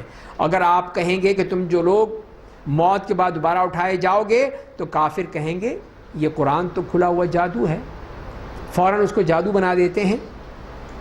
اور اگر ہم کچھ گنے دنوں کے لیے عذاب کو ان سے ٹال دیتے ہیں تو کہنے لگتے ہیں کہ اسے کس چیز نے روک رکھا ہے۔ جان لیجئے کہ جب عذاب ان پر ٹوٹ پڑے گا تو اسے ان سے نہیں روکا جا سکے گا، اور جس عذاب کا وہ مذاق اڑا رہے ہیں وہ انہیں گھیر لے گا۔ اور اگر ہم انسان کو اپنی رحمت کا مزہ چکھاتے ہیں پھر اسے اس سے چھین لیتے ہیں تو وہ نا امید ہو جاتا ہے، ناشکری پہ اتر آتا ہے۔ اگر ہم تنگی رزق کے بعد اسے لاحق ہو جاتی ہے وسعت رزق اور آسائش دیتے ہیں تو کہنے لگا اب تو میری تکلیفوں کا زمانہ ختم ہو گیا، اب تو مزے ہی مزے ہیں۔ بے شک وہ بڑا اترانے والا، اپنی تعریف کرنے والا بن جاتا ہے، سوائے ان لوگوں کے جو ہر حال میں صبر کرتے ہیں اور نیک عمل کرتے ہیں، انہی کے لیے اللہ کی مغفرت ہوگی اور بڑا ثواب ملے گا۔ یہ اللہ تعالیٰ کا قانون کہ اس سے اللہ تعالیٰ آزماتا ہے، پہلے تنگ دستی سے، مصیبت سے، پریشانی سے، تکلیفوں سے، اور پھر آسانیوں سے، فراوانیوں سے آزماتا ہے، دیکھتا ہے کہ مانتے ہیں کہ نہیں مانتے۔ بس اے نبی، آپ پر جو وحی نازل ہوتی ہے اس کا بعض حصہ شاید آپ چھوڑ دیں گے، اور اسے شاید آپ تنگ دل ہو رہے ہیں ان کے یہ کہنے کی وجہ سے کہ اس پر کوئی خزانہ کیوں نہیں اتارا جاتا، یا اس کی تائید کے لیے فرشتے کیوں نہیں آ جاتے۔ تو آپ تو لوگوں کو اللہ کے عذاب سے صرف ڈرانے والے ہیں، ہر چیز اللہ کے اختیار میں ہے۔ تو یہ ان مشرکین کا معاملہ، کہ مشرکین کا مطالبہ کہ یہ کیوں نہیں ہے، یہ باغ کیوں نہیں ہے، یہ خزانے کیوں نہیں ہے، یہ سونا اور چاندی کیوں نہیں ہے، اس قسم کی باتیں، تو ظاہر ہے کہ آپ کے تکلیف پہنچتی تھی آپ کو۔ تو فرمایا کہ کیا کفار کہتے ہیں کہ محمد نے اس قرآن کو گھڑ لیا ہے؟ آپ کہہ دیجیے کہ تم اس جیسی 10 گھڑی ہوئی صورتیں لا کر دکھلا دو، پورا قرآن نہیں، صرف 10 صورتیں لے لو، ان کو بنا کر لاؤ، ان جیسی بنا کر لاؤ، پھر دکھاؤ۔ اگر تم سچے ہو تو اللہ کے سوا جسے بلا سکتے ہو بلا لو، سب کو بلا لو، تمام جنوں کو، انسانوں کو، پوری دنیا کے لوگوں کو، اور پھر یہ 10 صورتیں بنا کر دکھاؤ۔ بس اے مومنو، اگر وہ لوگ تمہارا مطالبہ پورا نہ کر سکیں تو ان سے کہہ دو کہ اب تو یقین کر لو کہ یہ قرآن تو اللہ کا علم لے کر اترا ہے، اللہ کی طرف سے آیا ہے، اور یہ کہ اس کے سوا کوئی معبود نہیں ہے، تو کیا اب تم مسلمان ہو جاؤ گے، مان لو گے؟ جو شخص دنیا کی زندگی اس کی خوش رنگینیاں چاہتا ہے تو ہم دنیا میں اس کے اعمال کا پورا بدلہ اس کو دے دیتے ہیں، اور ان میں اس کے ساتھ کوئی کمی نہیں کی جاتی۔ دنیا چاہتا ہے، پیسہ ہے، اس کے پاس دولت ہے، عیاشی کرتا ہے، کرتا ہے پھر وہ۔